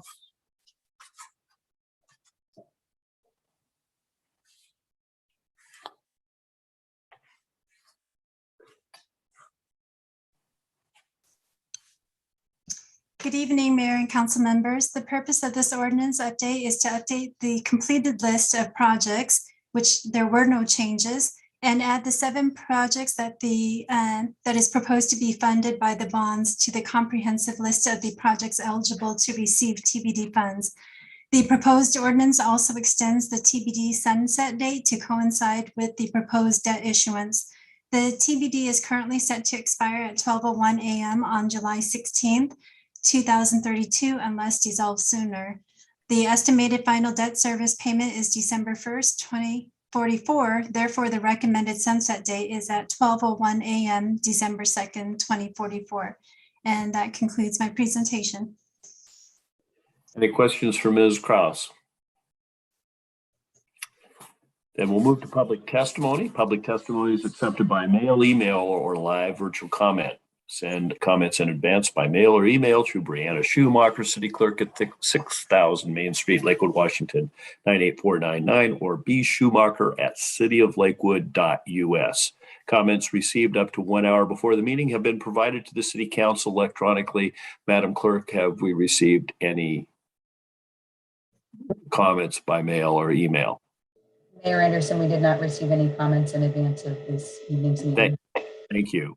Now we will take virtual testimony. If you would like to provide live virtual public testimony, you will need to join the Zoom meeting as an attendee by calling by telephone, dialing 1-253-215-8782, as is on the screen, and entering the meeting ID 868-7263-2373, or visit zoom.us and enter meeting ID 868-7263-2373 as is depicted on the screen. Upon entering the meeting, please enter your name and or other chosen identifier. Use the raise hand feature to be called upon. For those participating by calling in on the telephone, use the raise hand feature by pressing *9 on your phone. When you are unmuted, please provide your name and city of residence, such as Jason Whalen, Lakewood, Washington. Each speaker will be allowed 3 minutes to speak. Outside of the public testimony, all attendees on Zoom will continue to have the ability to virtually raise their hand for the duration of the meeting. However, you will not be acknowledged and your microphone will remain muted except for when you are called upon to testify. And we'll now go to the attendees who have indicated that they wish to testify and I just caution you that the item at issue is the approval of projects to be funded with revenue generated by Lakewood's Transportation Benefit District, and then my public comment. Comments must be limited to that subject. First person signed up is Dennis Haugen.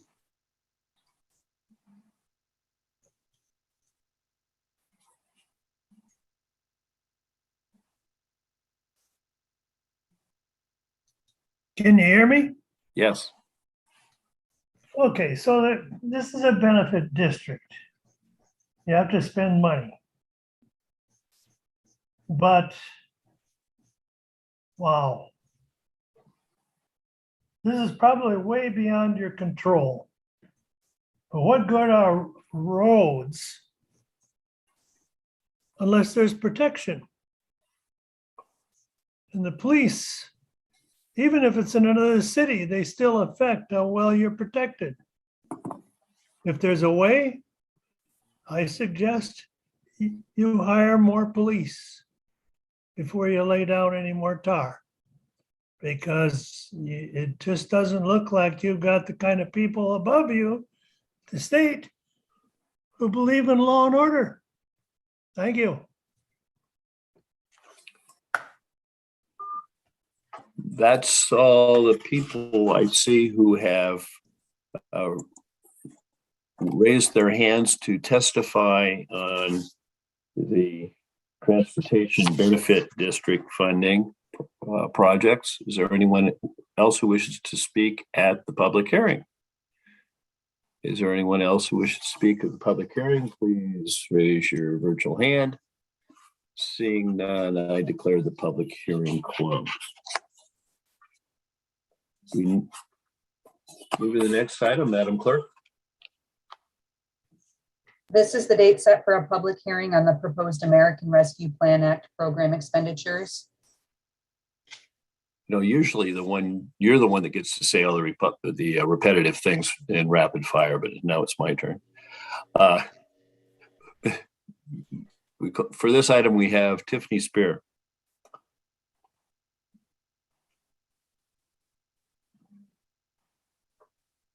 Thank you and good evening, Mr. Mayor, members of the council. Tiffany Spear.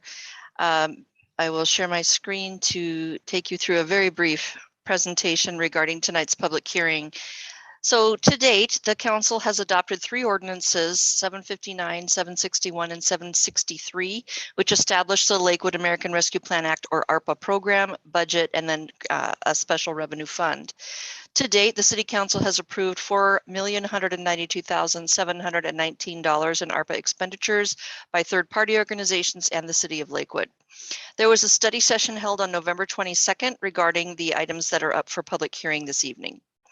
This chart shows all of the items, and these are described in more detail in tonight's packet, starting at page 192. There is one item that has not previously been discussed with the council, which is the last one here. Temporary HR assistant for the timeframe between December 1st of this year, June 30th of 2022, to handle the city staff's COVID-19 exposure processes and protocols, which is a total of approximately $32,000. All of these together total about $3.16 million. And if the City Council were to approve all of these recommended expenditures, in addition to those already approved, there would be $6,410,984 remaining in ARPA funds for the city to determine how to use for future third-party organizations, multi-governmental partnerships, or additional city expenditures. As it is currently scheduled, the City Council is scheduled to take action on motions related to the items in the hearing this evening on December 20th. And with that, I'm happy to answer any questions. Thank you. Are there any questions for Ms. Spear? Seeing none, we'll move to public testimony. Again, public testimony is accepted by mail, email, or live virtual comments. Sending your comments in should be by sending them by mail or email to Brianna Schumacher, 6000 Main Street, Lakewood, Washington, 98499, or bschumacher@cityoflakewood.us. Comments received up to 1 hour before the meeting have been provided to the City Council electronically. Madam Clerk, have there been any submissions of comments either by mail or electronically? Mayor Anderson, we did not receive any comments in advance of this meeting. Now, virtually, you can testify virtually if you'd like to. You provide live virtual testimony. You will need to join the Zoom meeting as an attendee by calling on the telephone at 1-253-215-8782, the number on the screen, and entering the meeting ID 868-7263-2373. If you're calling by telephone, use the raise hand function by pressing *9.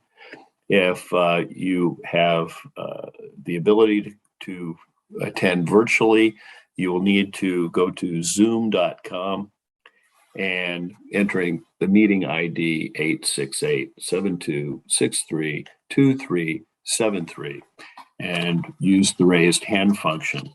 When called upon, you will have 3 minutes to speak. Please identify yourself by name and city of residence. After you have testified, you will continue to have the raised hand function available for the rest of the meeting, but will not be called on. Please note that the testimony is limited to the subject of the American Rescue Plan Act program expenditures. So, my participants keep jumping around here.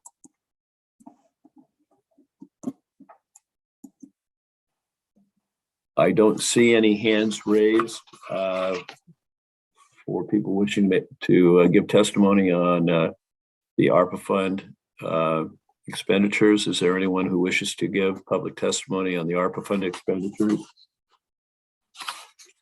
Seeing none, I would declare the public hearing closed. We now move to unfinished business. Is there any unfinished business to come before the council? There is none, Mayor. A new business. Is there any new business to come before the council? There is none, Mayor. So we go to reports by the city manager, Mr. Caulfield. Thank you, Mayor, and good evening, Deputy Mayor and council members. I'll kick off with 3 items here. The first is I'd like to call upon our assistant to the city manager and policy analyst, Michael Vargas, to give you an update on the steps for the city of Lakewood, as well as all the cities and towns, to work in partnership with Pierce County to develop a new comprehensive solid and hazardous waste management plan. This is something that's done every 20 years. The last time it was done was in 2020. And so Pierce County Solid Waste has reached out to not just our city, but all cities to kick that off. And Mr. Vargas is here this evening to provide an outline of the necessary first step to initiate that. So with that, Mr. Vargas.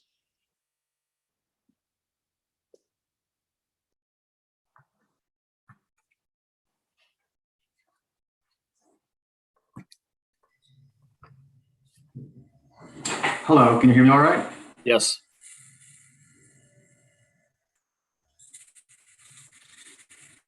Good. Good evening, Mayor, Deputy Mayor, and Council members. Michael Vargas here to give a quick overview of the interlocal agreement between Pierce County and the City of Lakewood. So as Mr. Caulfield has mentioned, this ILA concerns the adoption of the 2021 Tacoma Pierce County Solid and Hazardous Waste Management Plan, which I will succinctly do as the comprehensive plan. So this comprehensive plan replaces the previous expired comprehensive plan, and implemented by Pierce County and Lakewood in the year 2000. So the execution of the ILA commits the City of Lakewood to adopting the comprehensive plan created by Pierce County, pursuant by the RCW 78.205. The ILA also commits the city to participating in the county's plan development process described in the ILA under Section 6, which I will now briefly outline. So after executing the ILA, the city will receive a draft plan from the county for review. The city has up to 30 days to review and suggest changes to the draft plan that best fit the city's needs. However, the county is not obligated to implement the suggested changes. Then, after most comments have been received from signatory cities, the county will send out a final draft for approval and adoption. So the comprehensive plan will also be updated about every 5 years, which is also pursuant with the aforementioned RCW. And this provides another opportunity for the city to suggest changes to the plan. However, the city, yet again, the county, yet again, is not obligated to incorporate these proposed changes. The alternative to not executing the ILA for the city is for the city to create its own comprehensive plan with our own resources, which must be in compliance with the relevant RCW list. I have some additional information to share as well. So after speaking with Pierce County staff, I found out that the draft plan is ready to go and will be sent out to the city as soon as the council authorizes the execution of the ILA.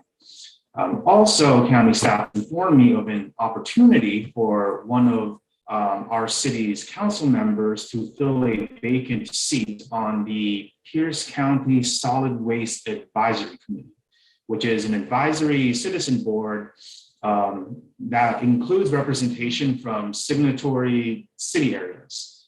So this committee's role is ultimately to suggest whether or not the comprehensive plan should be adopted by the Pierce County Council. So having representation from the city council on the committee is another opportunity for the city to have a more direct role in the development of the comprehensive plan. The previous seat was filled by a council member from Seibel. And with that, I now welcome any questions from the council. Thank you. Questions for Mr. Vargas?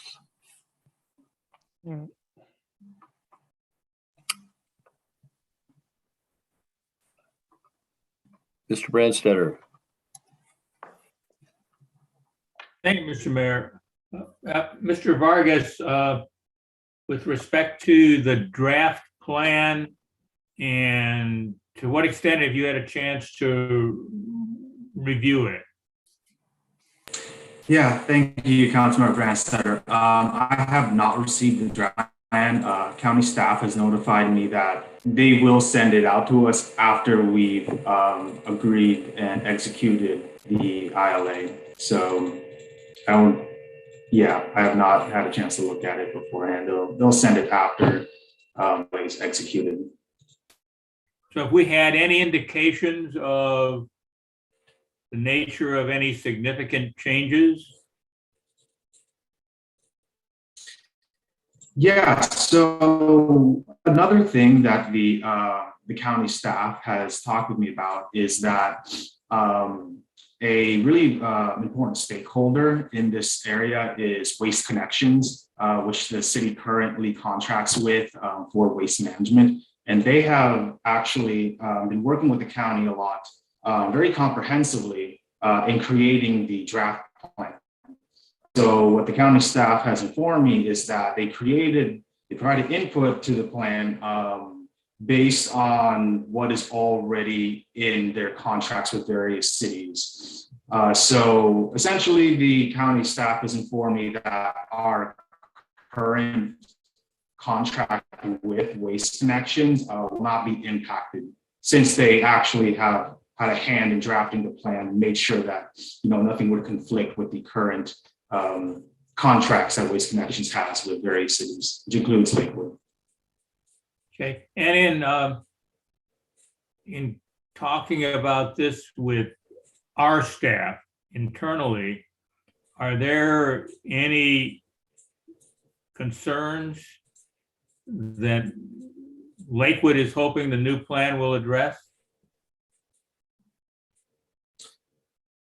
One concern I have heard is probably it might lead to rate increases with concern with using I believe it's the Pierce County dump, but I will get back to a council member a more comprehensive answer there.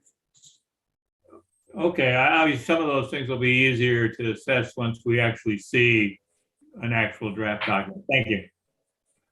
Yeah, thank you, Councilman. Any other questions? Thank you, Mr. Vargas. Look forward to the next steps. And Mayor and Council, the next steps would be to bring this initial ILA forward to this body for your consideration as part of your next regular meeting on December 20th, which would then allow us to move forward with Pierce County Solid Waste and actually develop the plan and then bring something back within sometime in 2022. Next up, I'd like to call upon our Assistant City Manager for Community and Economic Development, David Buer, as well as our City Attorney, Heidi Wagner, to talk about two things. One is interim regulations as it relates to tree preservation, and the second, moratorium. On the latter issue, this is an item that the City Attorney has actually briefed the council verbally in the past. So what she has for you here this evening is essentially memorializing it in a memo format. And then the issue on interim regulations, this is a request that the City Council had a couple of weeks ago about what the scope and the cost would be to undertake interim regulations, and Mr. Buer can cover that. So I think Mr. Buer is going to kick it off, unless the City Attorney, I will leave it to them to flip a coin. If Heidi doesn't mind, I'll go ahead and start. Tonight, I am providing the City Council with information regarding the enactment of interim tree preservation regulations. Interim regulations can be adopted by ordinance as a general police power if it is needed to protect the public health, safety, and welfare. The legal authority for enacting such regulations is the same as that for a moratoria, and they are basically one and the same, and Ms. Wachter will probably provide more information on that when she gives her presentation. Basically, what interim regulations do is they step aside current regulatory process and inserts a new one, and for a limited duration. Now, if this is something the council wants to do, there are some fine points that I would like to bring to your attention. First, there, of course, is a needed justification for circumventing the current regulatory process. It must be carefully tailored to address the particular problem in order for the action to be considered reasonable.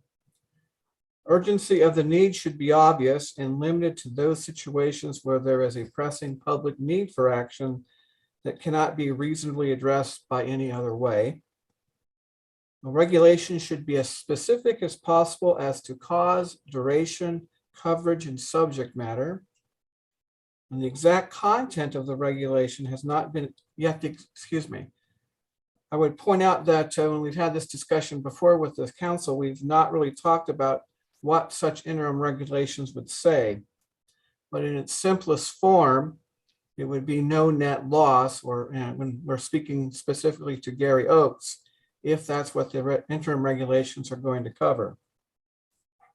The report does contain an advantage and disadvantage section.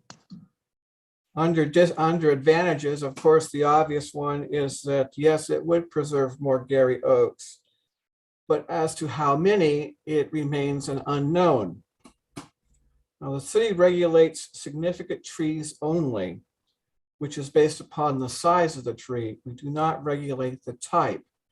So in preparing this report, it was difficult for us to actually come forward to the city council with an estimate. Areas of concern. Interim regulations are potentially litigious. They should be easy to follow.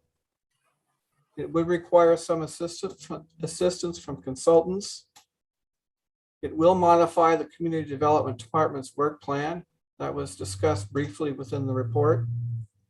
I would point out that development in Lakewood is really based upon infill and redevelopment, which has its own challenges. And so if we're developing regulations specific to Gary Oaks, you're adding a new permitting layer. Interim regulations have an unusual process. You adopt the regulations, then you hold a public hearing. They're good for 6 months. And then in this particular case, if you're looking for action to occur in August, you would have to extend any interim regulations for at least that period. We have tried to take a look at how many properties would be affected by interim regulations. Specific to single family properties, we estimate around 12,084 properties would be affected by regulations, and approximately another 500 properties would be affected by industrial uses. You can expect that some property owners will inadvertently remove Gary Oaks. In those kinds of situations under the interim regulations, the owners would be fined or subject to significant mitigation requirements. The enforcement aspect of interim regulations could substantially increase the workload of code enforcement and current planning. I will say that we would see more permit fees, or excuse me, more tree removal fees, and that would be a specific impact to the permit counter. A couple more things. A tree removal permit remains free of charge unless the interim regulations plus an amendment to the fee schedule addresses tree removal permits. General feeling about interim regs is that they tend to bring about unintended consequences sometimes. So when we talk about these, I try to think about what could happen in the event the council chooses to go in this direction. Mr. Mayor, that's a very brief overview of my memo, and I return it back to the council or to Ms. Walker. Thank you. As the city manager noted, I have opined on this, not only specifically with regard to this situation, but over the years with regard to any number of situations. And one of the core concepts that we're sort of skimming over is the fact that land use and planning at the state of Washington is legally designed to ensure predictability and reliability. And that's the reason, for example, you can amend your comprehensive plan only annually. So it's designed to give people that ability that when they look at the code, they know somebody's not just going to come to a council meeting and that code's going to be different a week later. And so I would ask you, because I was thinking, okay, I've opined on this so many times, how can I now say it a different way? And this is how I would say it. When you're thinking about moratorium and interim regulations, think of them as ways to not follow the rules, because that's what they are. Moratoria and interim regulations are a way to not follow planning rules. And so they're provided for in law because that's the law's way of saying, under certain very specific circumstances, the important regulatory scheme that we've put in place, you can get an exception from it. But when you think about it that way, the way that we defend that is we are in court explaining why we don't follow the rules. What is so important that in this case, we're not going to follow the rules? So I've given you the writing on this. I've given you my colloquial plain English view of what moratoria and interim regs are. But if you wonder why people view them as such a thorny issue, it is because they are essentially the emergency exit. It's you taking an off-ramp from the legally prescribed process. And when you do that, we're going to end up having to defend it. And when we defend it, and your assistant city manager touched on this, you need to be able to explain why it was urgent and why you couldn't wait for the regular process. What was that compelling interest that justified a departure from the planning process? So with that said, I would be happy to answer any questions that the council may have. Questions for Ms. Wachter. Mr. Whalen. Well, thank you. I just have a couple of questions for the sake of discussion. To Mr. Buer's point about any sort of interim regulation must be sufficiently tailored to address a specific need, right? So 2 questions on that. Are we receiving anecdotal information or something more firm than that there is an imminent need for protection of Gary Oaks in the residential neighborhoods with existing improvements, meaning built out neighborhoods such as Oak Brook? That's the first question. Are you seeing or hearing much of that other than the anecdotal information that we've heard through public comment? I mean, there's a few trees here and there that we've heard and seen photographs of, but is there this raging attack in the residential neighborhoods on Gary Oaks? From my perspective, the answer is no. Although I will tell you too, that if the lot is less than 17,000 square feet and not within certain areas of the city of Lakewood and not found within the city's critical areas, there is a potential for the removal of trees. What seems to have sparked this whole issue has been in the industrial development area, which happened in Springbrook and then also off of 84th Street. In the Springbrook situation, we did take advantage of SEPA and other rules and regulations. Those trees remain, and the city hired its own ecologist. And now we're doing our own separate third-party study regarding those trees, and we would come forward with some sort of mitigation plan at a later date, once that work is complete.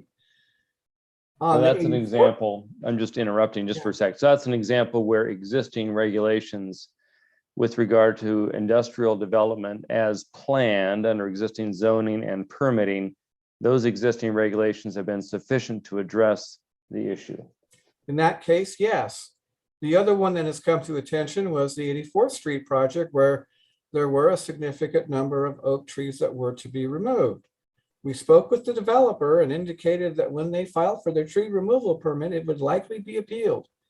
And it would be to their advantage to go back and take a look at reviewing their plans to see if they could do some things to save oak trees. And they did. They revised their plans and saved a substantial number of oak trees. So that's where, you know, if you're speaking to me about the oak tree issue, that's what I'm seeing at those levels. I would also tell the council that we're pretty good about doing enforcement when it's brought to our attention. A good example was this last week, a person cut down 3 trees adjacent to American Lake. Immediately, code enforcement was out there and the owner's been fined $26,000. That's within a 24-hour period. That's within the shoreline and falls under the shoreline area. So other existing. Another example, I think, where we try to be proactive. Do I think that oak trees are being removed in residential neighborhoods? Yes. Can I tell you exactly how many? No, I cannot.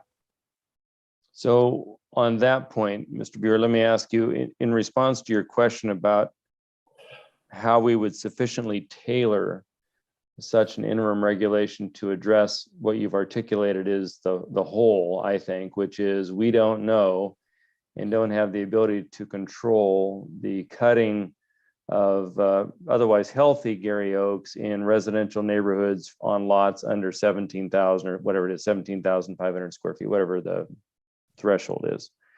So my question is, would a focus on a no net loss of Gary Oaks, not any other trees, but just on Gary Oaks in the absence of a clear and present danger to the property as articulated in an arborist report, would that be sufficient to tailor an interim regulation for existing developed residential communities or neighborhoods?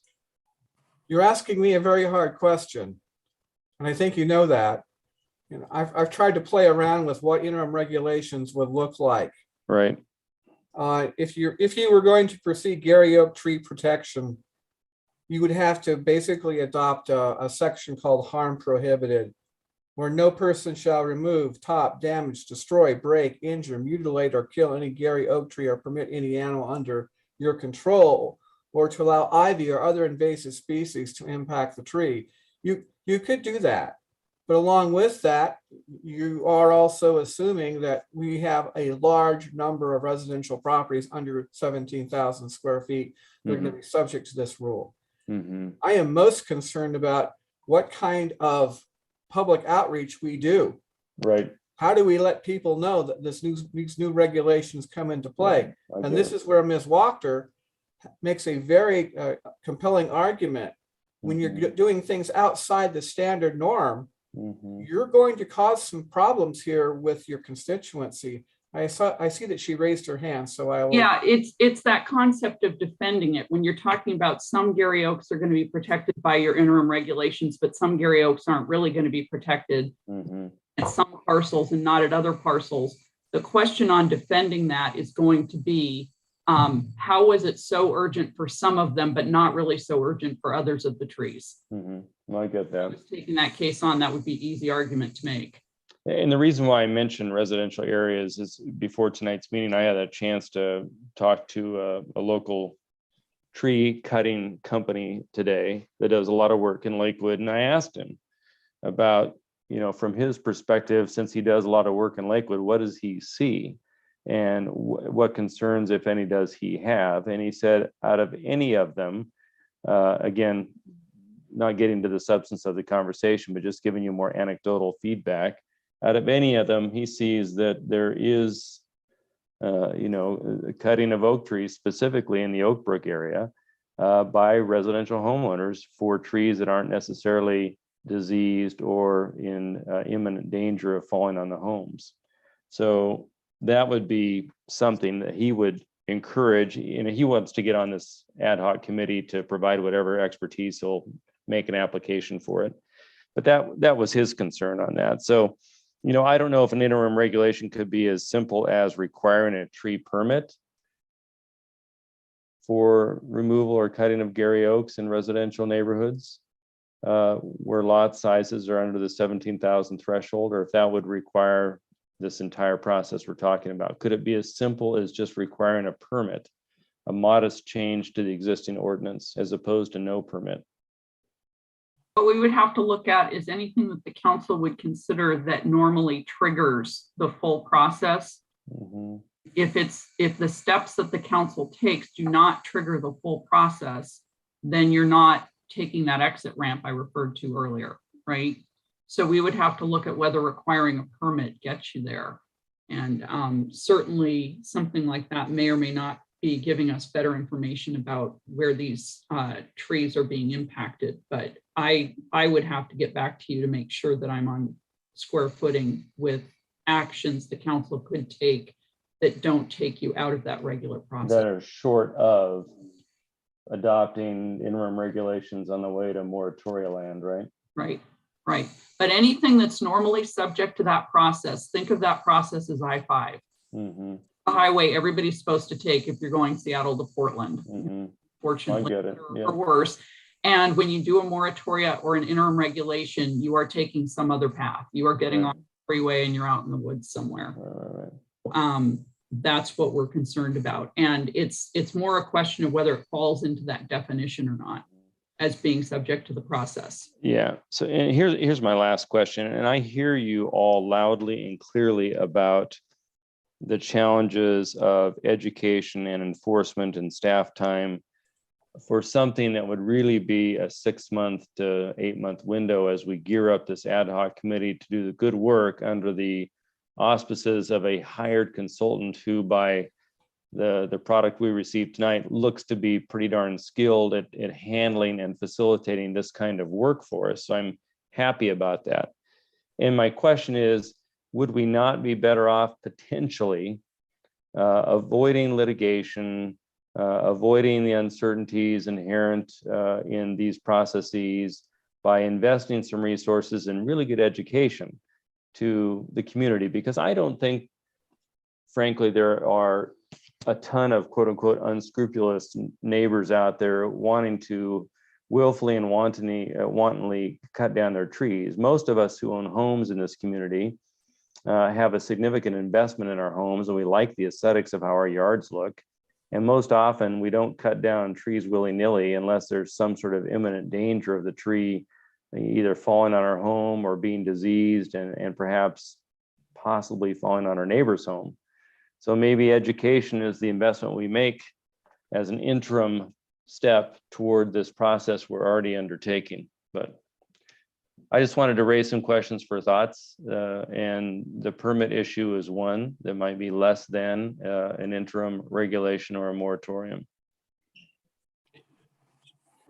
With apologies to Mr. Branstad, I have a follow-up for Mr. Buer on Mr. Whalen's question. What happens now if someone comes in and they have a 20,000-foot developed residential lot and they apply for a tree permit to cut down 2 healthy Gary oaks that are 8 to 12 inches in diameter? What's considered in issuing or not issuing that permit? Well, first of all, we're going to ask the question, is the property adjacent to a body of water? Is it next to a lake or a creek? Because then all of a sudden the shoreline regulations come into play and you would not generally be allowed to remove the tree. The next thing that we would look at beyond water, are there any other critical areas on the site that we would show that would be a part of the decision? The last thing is that there are some oak tree mapping surveys that have been done. There are certain sections of Lakewood that are zoned single family where the lots are less than less than 17,000 square feet, where we do, if requested, will search and get information on them. But generally speaking, if it's not in the critical areas, if it's not adjacent to shorelines, those 2 trees could be removed. So changing the regulation to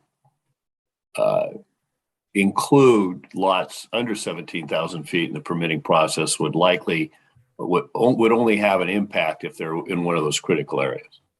That it would help, yes, Mr. Mayor. If you wanted to go further and address specifically Gary Oaks, you could. All right, Mr. Branstad. Hey, Mr. Mayor. So, Mr. Buer, the current tree preservation regulations that we have provide for the requirement for a permit, and if a situation is right, either a lack of permission to cut down a significant tree or a requirement for mitigation on all areas of the city except for R1, R2, R3, and R4 lots under 17,000 square feet? I think the answer is yes, Mr. Branstad. Okay, so, and the only real difference in the regulation is between the 16,000 square foot and the 20,000 square foot lot is the requirement for a permit and the associated review of the appropriateness of cutting down on that significant tree. Yes, so it's dependent upon the parameter, but yes. So that, and the 17,000 square foot threshold is worded in the current regulations as an exception to the rule. It's a granted exception to the applicability. It's not listed as an exception, Mr. Brandstetter, but it is, it's written into the code. I guess you could assume it as an exception, but it's not called out as an exception. It's basically a ministerial determination. You're either above or below that number, whatever that criteria is. If you're more than 17,000 square feet, a permit would be required. If you're less than, a permit would not be required. But the code says that lots under 17,000, the code does not apply. That's what the That's what the tree preservation code says, but there's an interplay between the tree preservation code, SEPA, the shoreline regulations, and critical areas, Title 14. Okay. But in those neighborhoods like much of Oak Brook or much of the sections of the city that are R3, R4, and R2. Essentially, some of them are in critical areas that other regulations apply, but many of those lots are just not. And that's correct. Much of the concern is that it's areas that where there is essentially no applicable tree preservation regulation is where we're seeing the loss of Gary Oaks, such as the deputy mayor spoke about what tree professionals are seeing, is that it's in those specific areas. So that if something was to be done in a short time frame to just no longer have certain lots of the city exempt from the rules, but to bring them under the rules, is that as a significant moratoria interim regulation concern as opposed to creating different rules? I'm not sure I fully understand the question, but you could adopt an interim regulation that changes the size of the lot and require people to get more permits. Okay. And would something like that get to your concept of no net loss? No, because the specific issue is not just the lot, it's also the type of tree. That's when the majority of the comments have been to the council about saving Gary Oaks. The current code does not speak to Gary Oaks. Right. It speaks to the size of the lot. Okay. Excuse me, the size of the lot and the size of the tree. But if we were to protect significant trees on all lots, that would, by extension, protect Gary Oaks along with maples and firs and cedars. I mean, we don't have to be so narrow as just Gary Oaks to protect significant trees on all lots. Ms. Walker's raising her hand. Yeah, if you go to that point, one of the things that the assistant city manager said far more clearly than I did, it has to be both sufficient need and narrowly tailored to serve that need. So when you're talking about making a broader net, that net has to, in a very tailored way, address the concern. So if on the one hand, we're saying the concern is the Gary Oaks, so we're going to protect all the trees, that is a much broader net rather than a more focused net. And I think if there's a point at which it starts to sound really hard, if you just want to talk about Gary Oaks, it is really hard. It's supposed to be hard. It should be a situation that is urgent and very clear to everyone. And we're sitting here talking about ways to try and make it fit, because that's just going to be a challenge later when we try to defend the legislative record on how we got to interim regulations. We weren't even really sure which trees to go after here. And I'm sorry to be a little harsh in my tone, but it is very concerning if we have to defend this later, that we were still struggling with which trees were going to be protected at the end of our truncated process. Well, I guess for me is that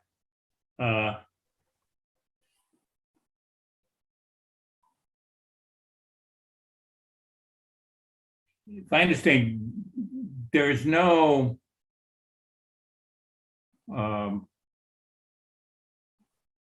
definitive definition of Gary Oaks as endangered at any level above the city of Lakewood.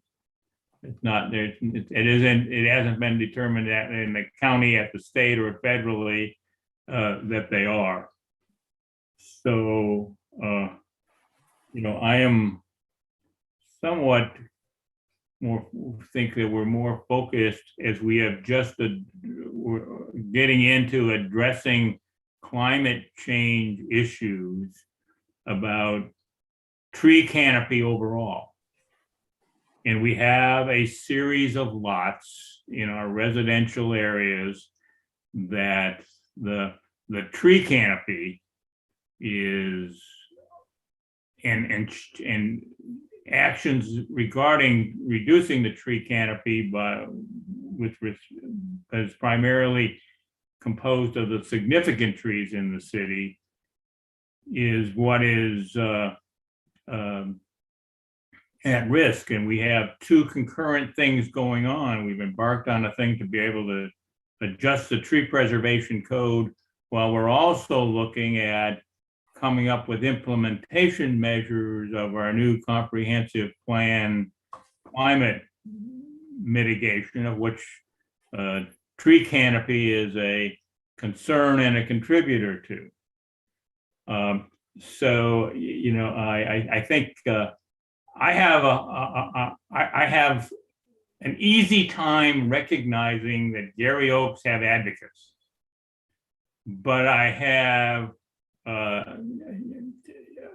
I am more able to see that the tree canopy is an area of value to the city,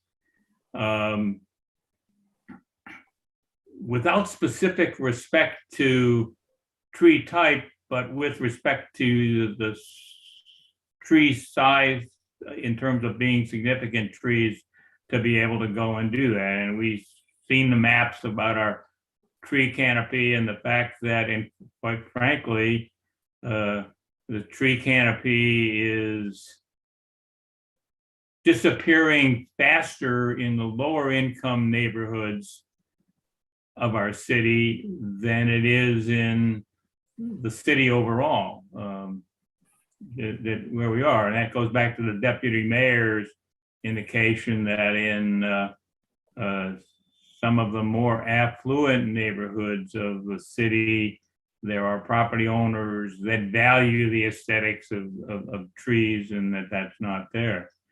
So, I'm more concerned with addressing I'm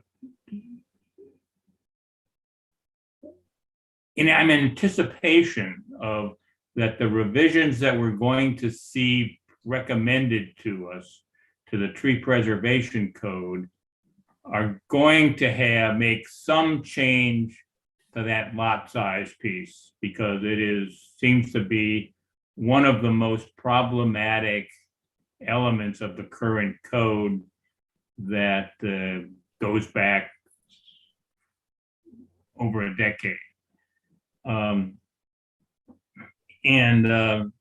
and then just your other comment that I kind of view it as a separate issue about determining a fee that goes with a tree permit.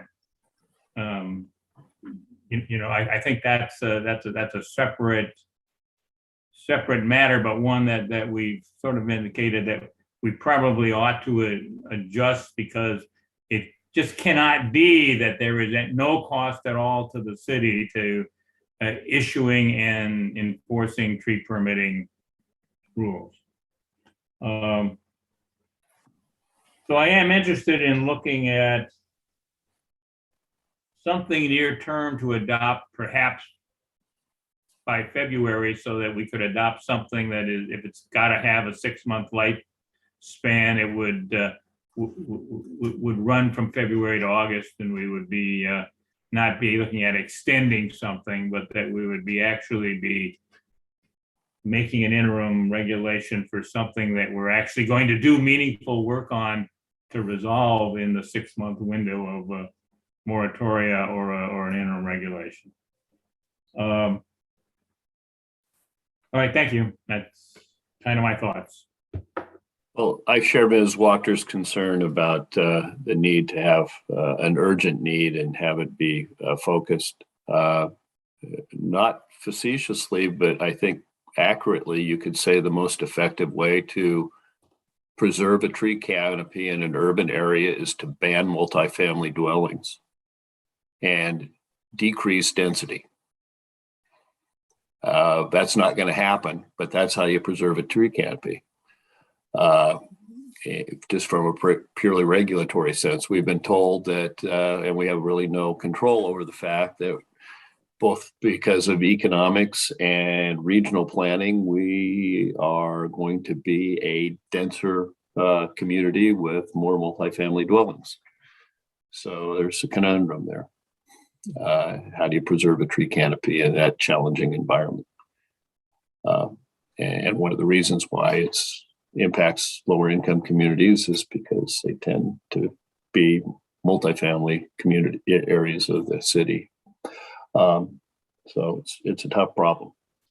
And I don't think we're going to find a silver bullet. What we can try to find something.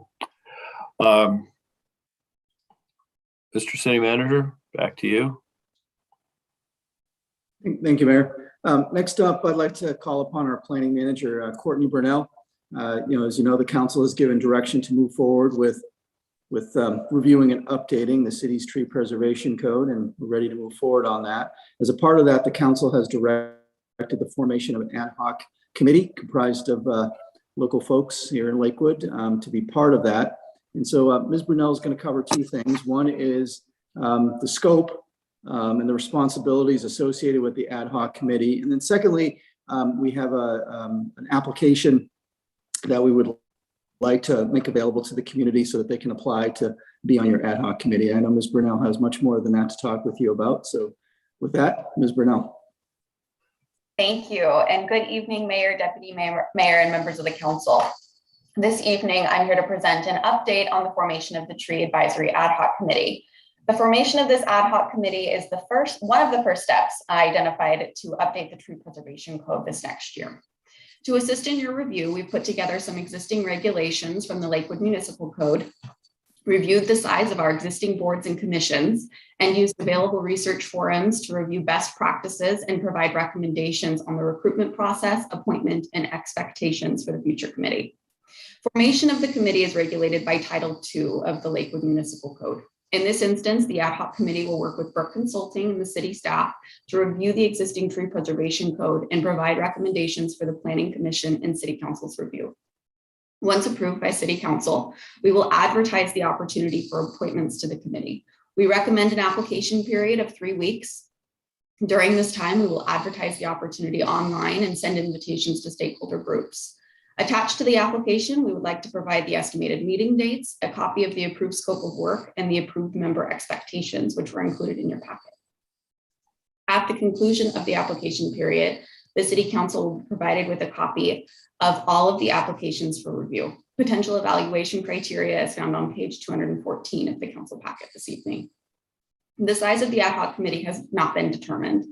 To assist, we prepared a chart found on pages 214 and 215 of the agenda packet for the size of other City of Lakewood boards and commissions. The average size is 9 members if you look at the larger for the range. Ultimately, the City Council has the discretion to determine the size of the committee. Generally, it's found that the larger the committee, the longer it takes to complete a project. Our goal is to complete the code update by August 2022. Depending on the number of applications received and the quality of applicants, we recommend a committee size of 9 to 13 individuals.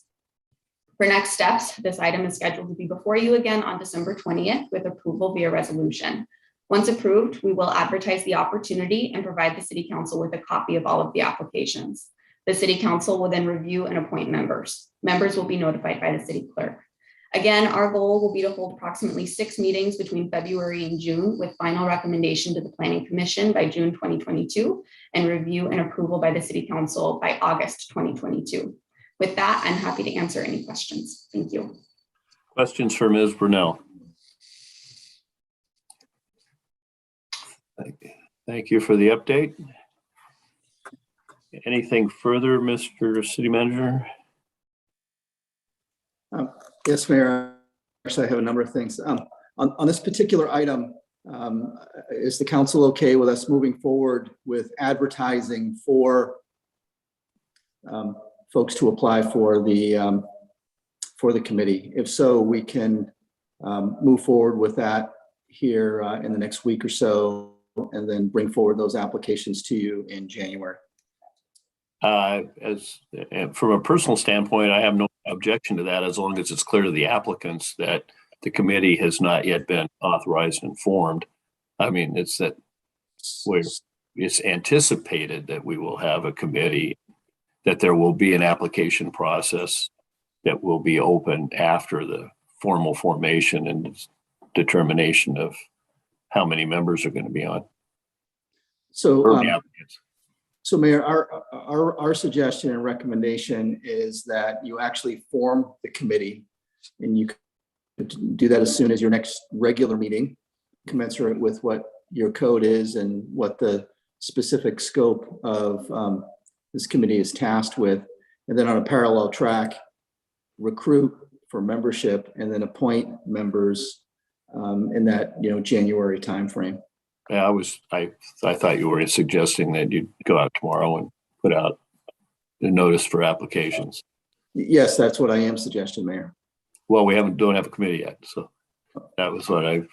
If that's the case, Okay. indicate. I see what you're saying. I understand.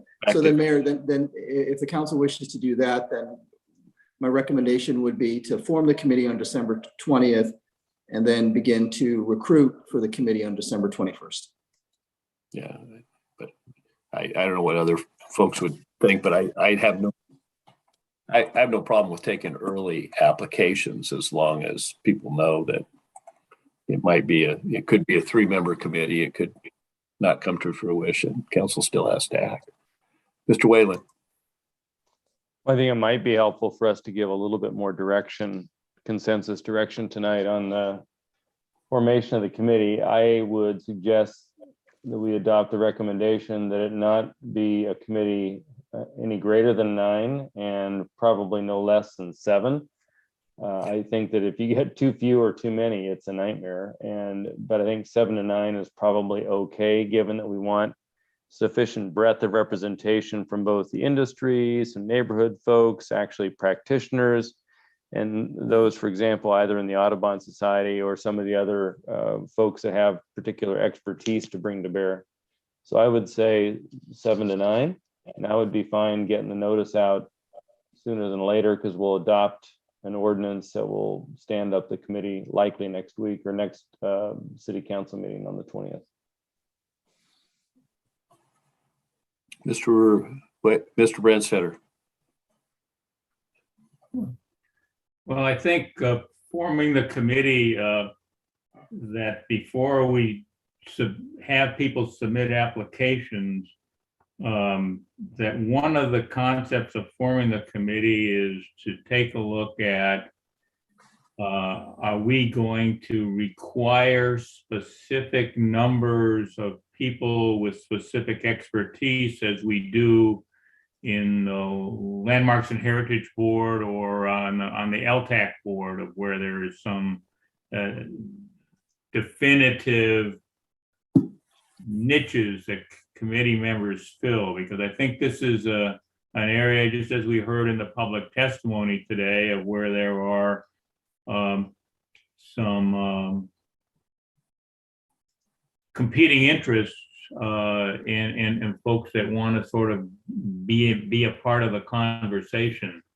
And so I think that when we form the committee, I think that one of the elements of forming it will be to do some framing of the committee structure to indicate that there is, that it includes members with environmental expertise and interests, but also some representation from the development community. I think that there is perhaps that we would want to make sure that there is some representation of someone that is involved in neighborhood associations or homeowners associations. And I would certainly want to include in formation of the committee the opportunity to have a youth council member as a member of the committee. And I think 7 to 9 might be a little bit too small to get that breadth of representation. And I really sort of kind of like the 9 to 13 number that Ms. Brunel mentioned. But I think we should wait, because if we create a structure for the committee of where there are certain positions that need to be filled, then that would necessarily then be an element that ought to be on the application form, as it is on our application form, for instance, to be on the LTAC, where you have to indicate what niche do you cover. And we can work that out by forming the committee on the 20th and then letting applications go, be released that include the information that goes in our decisions around forming the committee. That's all I have, Mr. Mayor. Ms. Farmer. I agree with Councilmember Brandstetter in making sure that we have definitive niches covered. I want to make sure that we do have representation from the various interests and all points of view.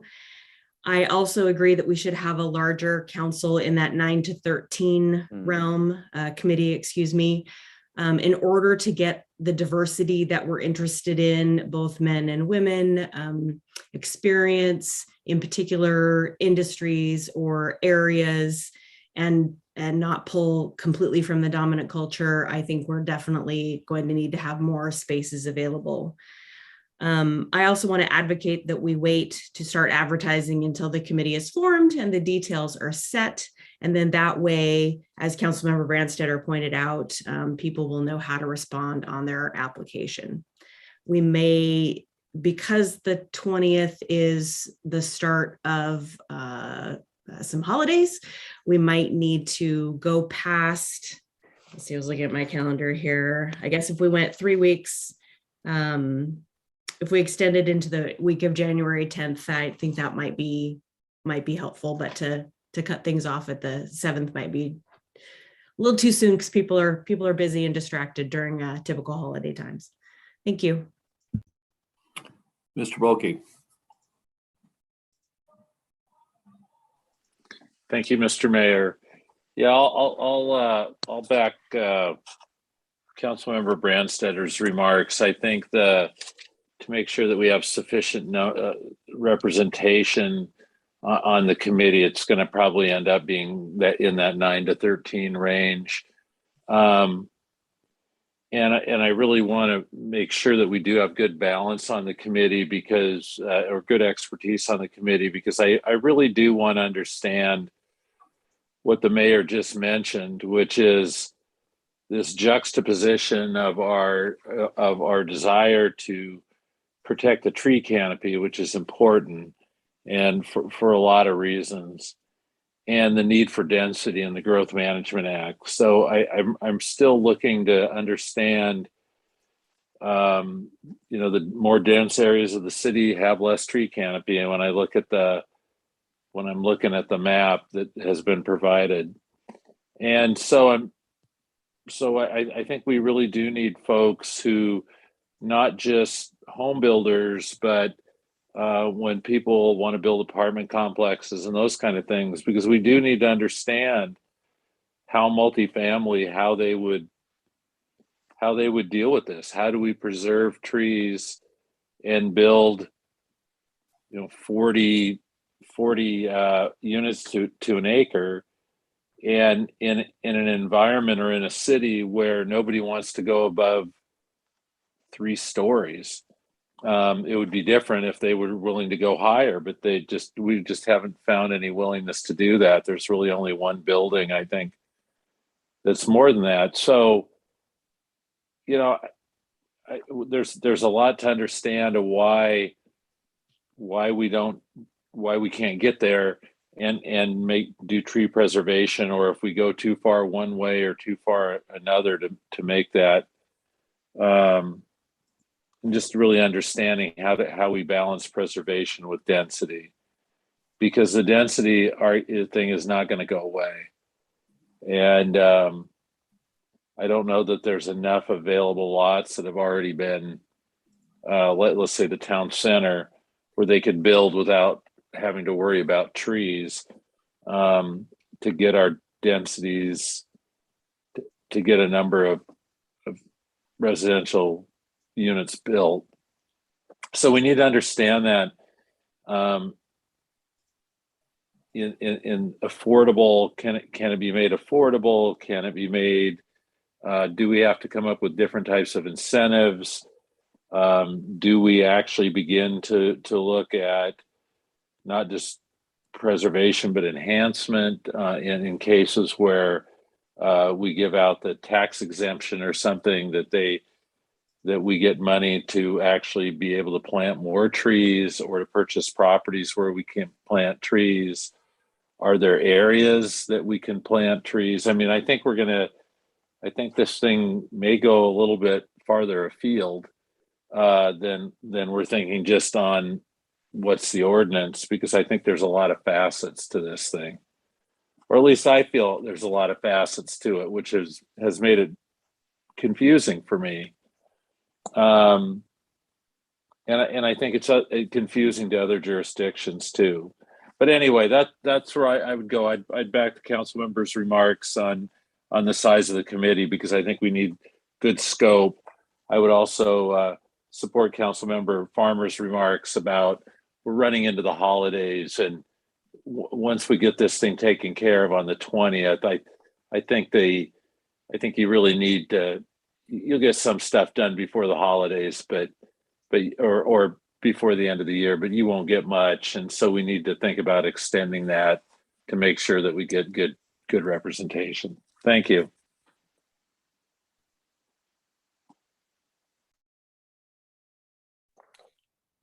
I'm good on my end. I'm good on my end. Okay. We'll be back in front of you on the 20th with a draft resolution for the council to consider forming an ad hoc committee. So a scheduling issue, Mr. Caulfield, on our special meeting Wednesday, do you have a decent idea about how long that will take? Mayor, we have it for about an hour and a half. That's been in the past the typical length of the meeting between the council and your state legislators. So here's what I'd like to ask my fellow council members. We have an executive session tonight, scheduled for tonight, but it's nearly 10 o'clock and we're not generally too productive after 10 o'clock. If it pleases the council, I'd suggest that we dive into this as an executive session on our special meeting on Wednesday, following our meeting with the legislatures, when it's 7:30 when we're starting instead of 10 o'clock, and do it for continue for a substantial period of time and get it done. Mr. Mayor, that was going to be my suggestion. I stole your idea, Mary. I always try to take credit for other people's ideas. So, all right. Well, Madam Clerk, you're still on. If you please schedule an executive session to follow the Wednesday special meeting. So, if I may, I have some other updates I'd like to share with the council. Okay, you said you were good. But... No, I said I was good on that particular item. You come on, Mayor. You should know me better now. That's right. That's right. Shocked, you're all giving me the evil eye. All right, back to you, Mr. Caulfield. Thank you, Mayor. I'll try not to take too much time. Hey, I think council is aware the city clerk did receive a request from the Hindu community for this body to consider a proclamation recognizing the Hindu community. And if that's something that council is so inclined to do, we can include that as part of your December 20th agenda. And so, Mayor, I'll leave it to you and your colleagues if you want to do it. If you'd like my recommendation, we took a look at the proclamation, and I think given some of the other proclamation this body has considered, I think this one would be worthwhile to undertake. Yeah, I have no objection. I probably personally feel better if it came from a local source, but it's not the first time we've had external requests for proclamations and followed up on them. So. And what we can do, Mayor, is actually ask to see if there is local representation who can attend your meeting to accept that proclamation as well.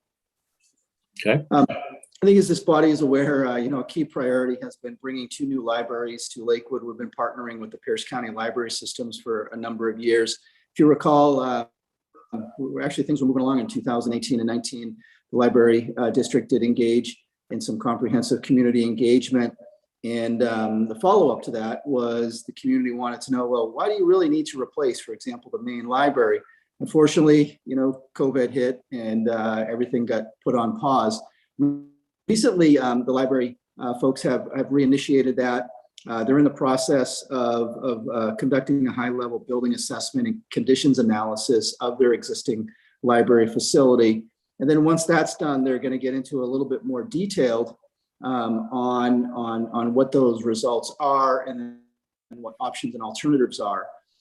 Myself and the executive director of the library systems, we've been talking, and to move this along, we would like to, and she's already spoken with the library board of trustees on this. And unless there's any objection from this body, what I'd like to do is work with her to come back to this body with a plan to form, some kind of a community committee that would be appointed jointly by this body and by the library trustees to help facilitate along this process to try and get to a decision on what we want to do as a community. Do we want to build a new library? Do we want to renovate the existing library? What do we want to do in Tillicum and or maybe even other neighborhoods where there could be some needs given so much time has passed? So again, unless there's any objection, I'd like to pursue that with the library director. This probably would require some kind of a financial investment to help facilitate this process. What that would be is to be determined. But again, unless I hear some overarching objection from this body, I'd like to go ahead and do that. Just a reminder, this is part of your goals and objectives to work with the library to, again, identify some alternatives here. Makes sense. Any objection? Ms. Farmer, have your hand up. Yep, I support the effort, and I would like to be involved in however we are moving forward. Thank you. Mr. Boki. Thank you, Mr. Mayor. John, I have a question, and I do support it too. I'm with Linda on that. When you sent us a city manager's update and you talked about your conversation, did I read it wrong that they were thinking of maybe like renovating the current building? That could well be an option, and rather than us trying to figure that out. Let's work with the community to see if that is a viable Okay. option. They haven't gotten that far. We were just talking. Did I read that wrong? Or I'm just making that up? No, I think you read it. You read it right. It could be an option. Okay. I'm not saying Okay. it's going to be the solution, but yeah, I think it deserves. Okay. I think it deserves great. merit to look at everything and not leave anything off the table. Okay, thank you. Also this body has asked that as a part of a new library, if we were to move forward with one, to incorporate some kind of a community or senior activity center from the city's side on that as well. So that also would be something to consider as a part of that evaluation process. We have some new owners in part of our town center. They're called the Kite Realty Group. They were in town last week for about a day and a half or 2 days. It was their first time on site visiting the property. And they were kind enough to reach out to us. And actually, I want to thank our planning manager, Courtney Burnell, for setting up a meeting with our team here at the city. Long story short, I thought the meeting went very, very well. What the senior vice president who was representing, there was 3 of them, he was representing the team. He pointed out was that I don't have my leasing people with me. I have my development folks with me. So we interpreted that as a good thing. They wanted to know what the city's vision was for the downtown. Again, in summary, we covered, the sub area plan and everything that's going on in the city, not just in the central business district, but citywide, as well as, what the city does in terms of infrastructure improvements and parks and special events and everything. So it was fairly comprehensive. We then asked them what their vision for the property was. They said, well, we've only been out here a day and a half. We don't know yet. When we pressed them on, well, does this meet your need as it is right now? They were pretty definitive that, probably doesn't. Again, that's why we have our development team out here. So I'm cautiously optimistic at this point in time that I think we'll see some movement. They didn't buy this property just to sit on it. And the other thing, a key initiative of this body is, some kind of a central business district park. And we talked about that, and that's something that this body would like to see. So again, our takeaway was overall positive, and we're in the process of following up with them on a number of material, and we'll continue to have some discussion and dialogue with them regarding, again, the portion of the town center that they own. Another a group that we spoke with last week, myself and our Park and Rec Director, Mary Dodsworth, met with the president of the Historic Fort Steilacoom Association, which has a contract with DSHS and Western State Hospital to manage the historic Fort Steilacoom Park over on Western State Hospital's property. And their motivation was wanting to get a clearer understanding of what the city's desire was regarding our what's in our legislative manual, which is, essentially the city perhaps taking control of that property and incorporating it as part of Fort Steilacoom Park, rather than Western State Hospital and DSHS owning it.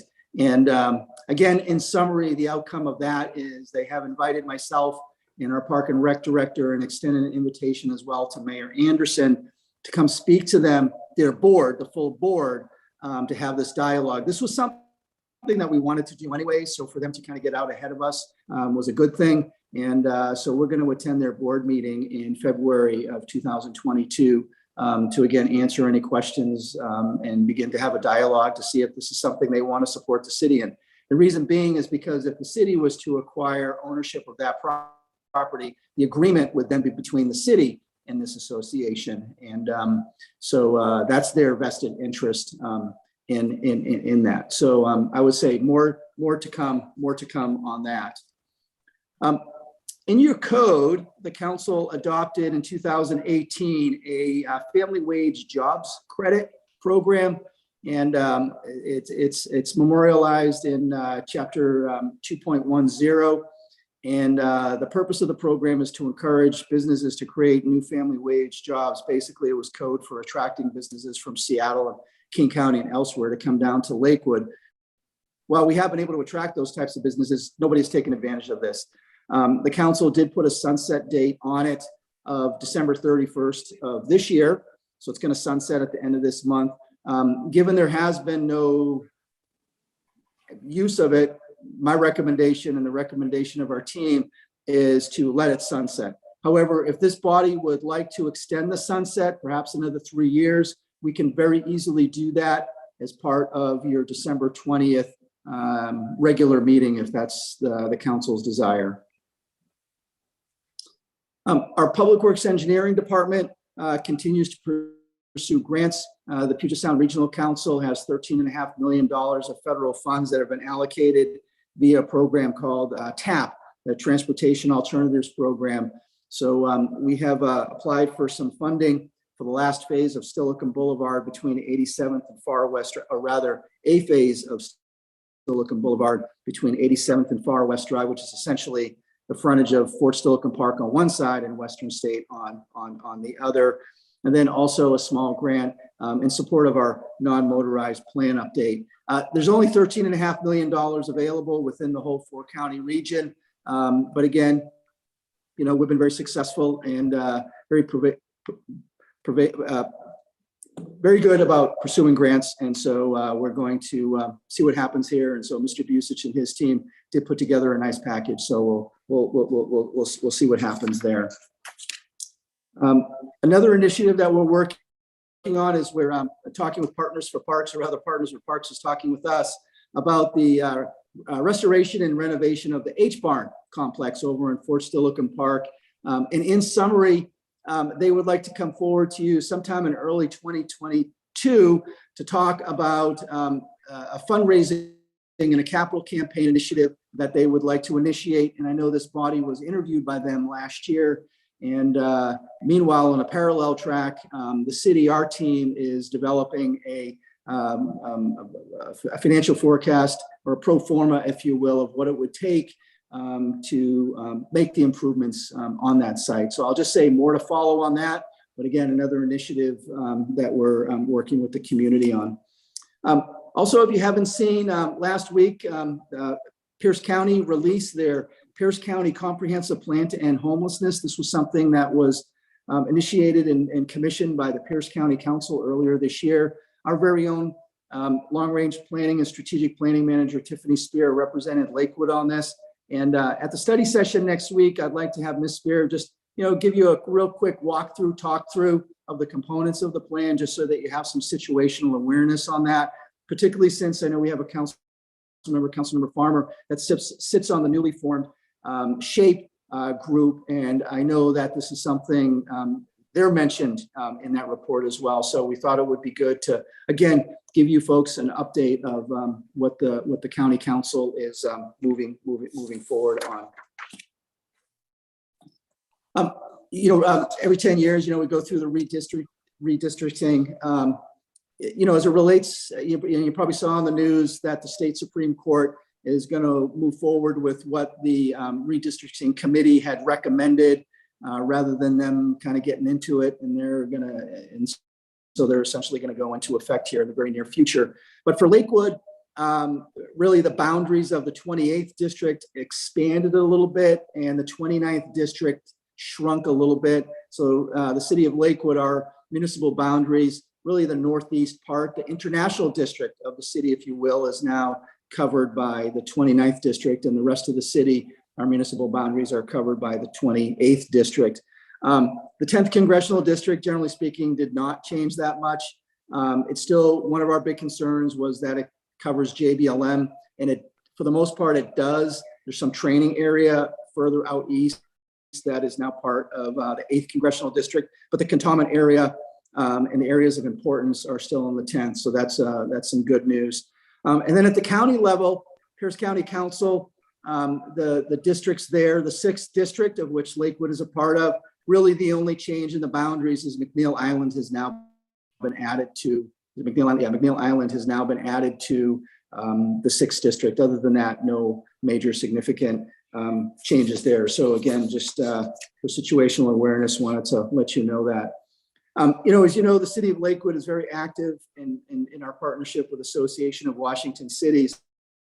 And I just want to let you know, there is an opportunity for a member of this board to serve on the AWC board, specifically position number 6, which represents Pierce and Thurston counties. It's something that you would have to run for and be elected to as part of their summer conference in the June timeframe. But I just wanted to bring it to your attention if you have an interest in serving, and if you want to know more information about that, please let me know, and be more than happy to have a conversation with you about that. A couple of upcoming events. This Saturday from 4 to 8 p.m., the city will be having its drive-through parade of lights. It's going to be at Fort Steilacoom Park. I know this body likes to be out there to hand out some candy and things along those lines, to see all the smiling faces and things along those lines. I know I sent you kind of a map of how the folks are going to come into the park. They're going to come down Hipkins Angle Lane and then come in the back way. And then the area where you'll be will be up on Steilacoom Boulevard, basically in the area where the parking lot is for the ball fields. And if you're going to be attending, the main gate to the park is going to close at 2 p.m. So in terms of getting access to the park, you can either be there at 2 p.m. for a 4 o'clock event. So I know I'm not going to do that. So another option is you can park across the street at Western State Hospital or over at Pierce College, or even if you wanted to park at my house and walk down with me, you're more than welcome to do that. But hopefully we'll see you all there about 3:30 or so. And the rally point, you'll see a city booth there. You cannot miss the fantastic Sally Martinez. So just look for her. And my advice would be just do what she tells you to do. And if you do that, we'll all be in a very good place. And I know I'll be in a good place as well with Ms. Martinez. But she has a fantastic event, in all seriousness, planned for the community. And again, we look forward to seeing you out there. The following week, on Saturday, December 18th, there will be a joint ribbon cutting celebration between the cities of Lakewood, University Place, and Pierce County regarding the new Chambers Creek Canyon Bridge. And I know, I think it was Councilmember Farmer, you asked about, okay, how are we going to get there? Okay, they figured it out. Ms. Dodsworth figured it out. So on the Lakewood side, okay, because it's Lakewood, we're all going to get together at the Phillips Road Trailhead. So there's some parking down in that area. And the event is at 11 o'clock. However, we want to all be there about 10:30. And then Ms. Dodsworth is going to lead us all down there. And then we'll have the ribbon cutting event. All of you will be recognized, as well as our state legislators. And Mayor Anderson will have an opportunity to say a few words, as well as representatives from the other agencies as well. But it'll be a real fun event. Also, given that they being the cities and the county, we are limiting the number of people who are attending just because of COVID and all of that. The event, and actually I think even if we didn't have that, this is a good thing to do. The event's going to be live streamed and then subsequently recorded as well. Then will be posted on a number of mediums for other folks to see at a later time. So just wanted to give you a heads up on that. I think with that, that's my report, Mayor. So now I'm done. Except for questions. Any questions for the city manager? All right, we'll go to council comments. Mr. Brandstetter.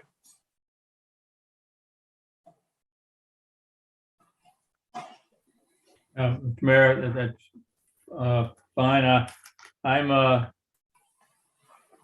glad that we're going, just moving forward with the climate and tree preservation code. I think we'll get that sorted out here by the 20th and put ourselves on a path to do something well.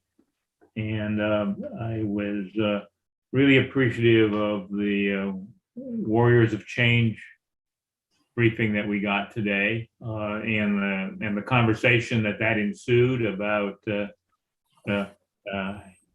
what we really need in terms of information and feedback from youth, so that we can move forward with actually doing something about their concerns. And I think that if the folks there heard us and we get that, then we can get back to our reputation as one of the best cities in the country for young people, which was the designation that we got from America's Promise for a significant number of years before. That's all I have, Mr. Mayor. Thank you, Ms. Moss. Thank you, Mr. Mayor. I really enjoyed watching the tree lighting virtual. It was different, but good, beautiful. I'll be looking forward to going by to see it lit up at night. I did attend the Lakewood Promise Board meeting on Thursday. And a lot of the information that was shared there was about the students and the mental health issues and the things that they're trying to do to help the students out. So there's still a lot of work to be done. And I know we've talked about this a lot, but anything we can do to help out will be appreciated. The library is returning to live openings, live visits. You can go in now, and they have arranged for distancing for if it gets to a certain point. So that's all I have. Thank you. Mr. Boki. I'm okay, Mayor. Looking forward to Wednesday and really chatting. I really do appreciate the timing the Nisquallies had with being able to speak to us, and then the next day in the newspaper having a wonderful article that really does explain what's going on down there. And I'm glad, I know it's out of our boundaries, but it really is important, the restoration of salmon. And what really struck me in that conversation with them was the number of days that they can't fish anymore. I mean, when you're down to 8 days and you were at one time over 100. So I think that there really is a sense of urgency. So I'm glad we're signing on as on the bottom line for I think to help everybody. It's not just helping the tribe. The tribe really is leading on this, but we really all should be involved. And I'm really pleased that we're on the ground floor on this and in support of that. And I'm looking forward to Saturday and then the whatever Saturday or whatever after that when we get to see this bridge. So that's exciting too. So thank you. Ms. Farmer. Thank you, Mr. Mayor. I wanted to thank the Assistant City Manager and the City Attorney for their presentations on the interim regulations and a moratorium regarding our tree code. I didn't speak tonight, and I just wanted to assure anybody who's still watching at 10:20 in the evening that doesn't mean that I don't care or that I don't have an opinion. There was a lot of really good information presented to us this evening. It is a complex issue with a lot of potential unintended consequences, and it's given me a lot to think about. And so I just wanted to make that statement. We do have our first SHAPE meeting, the South Sound Housing Affordability Group meets Wednesday afternoon for the first time, where we will be electing our officers and getting right to it. The agenda is packed. So I very much appreciate the background that's coming our way on the county's comprehensive plan and some other items.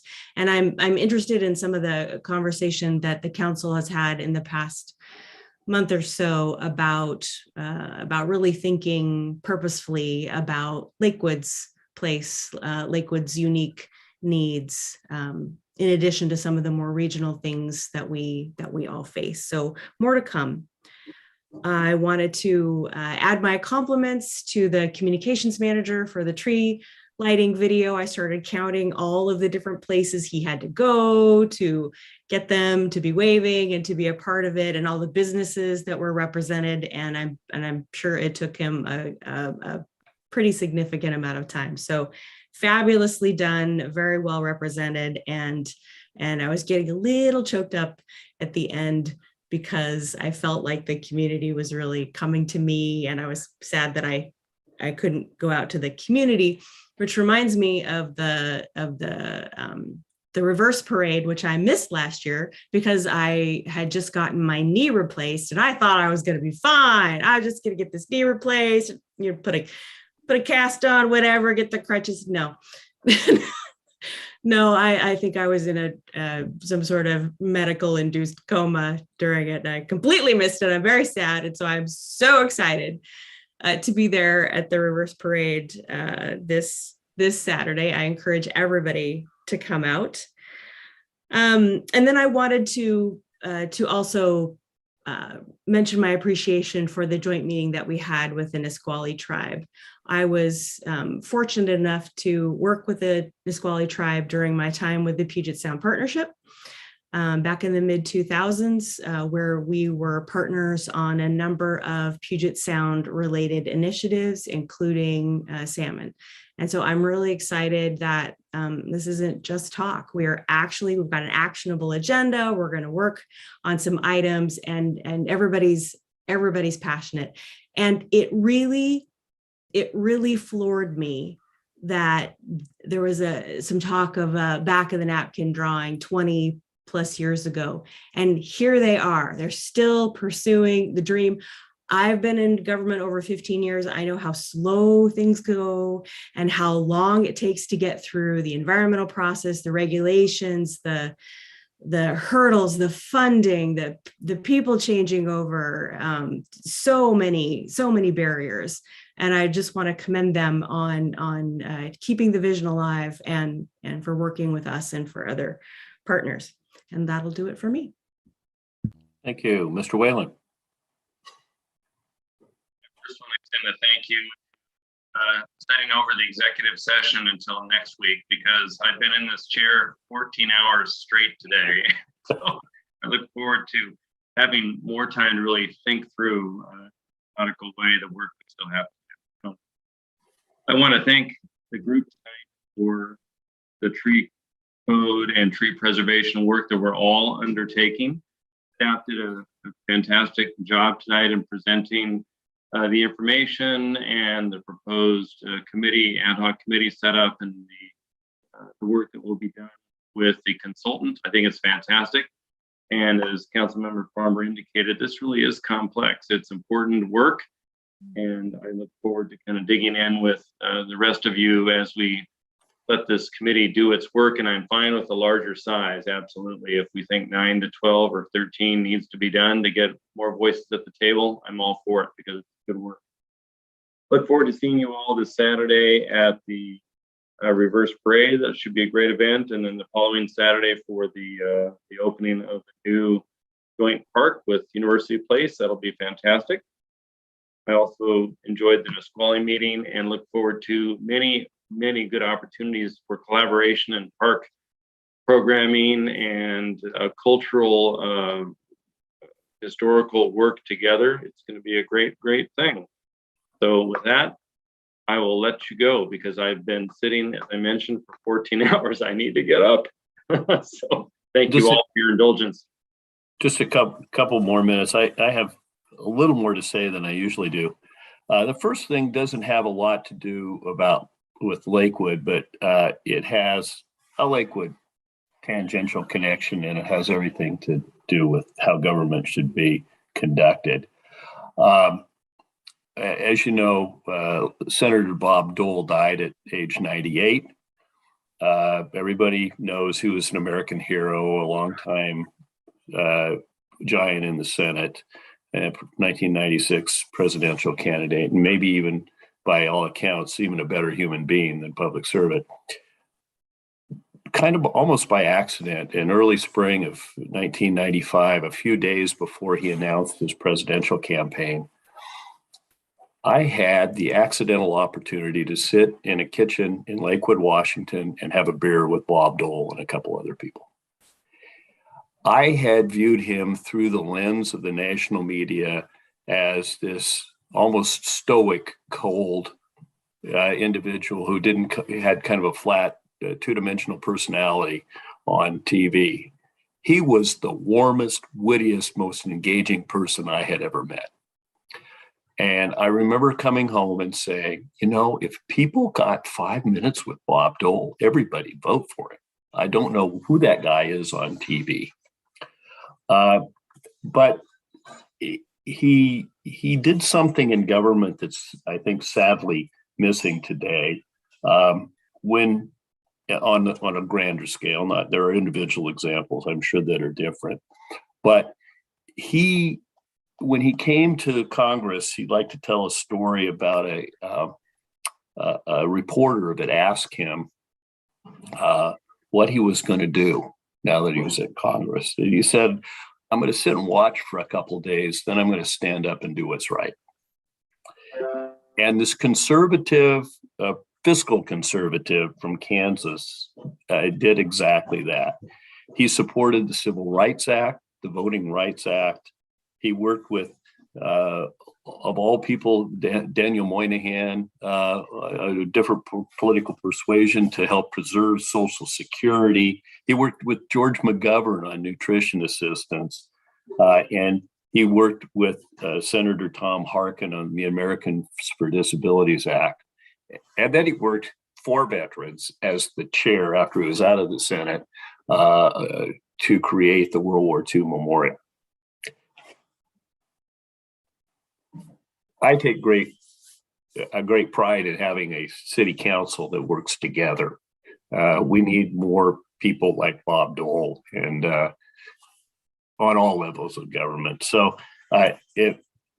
when you see the flag pass staff for the next 3 days, think of Bob Dole. On a personal note,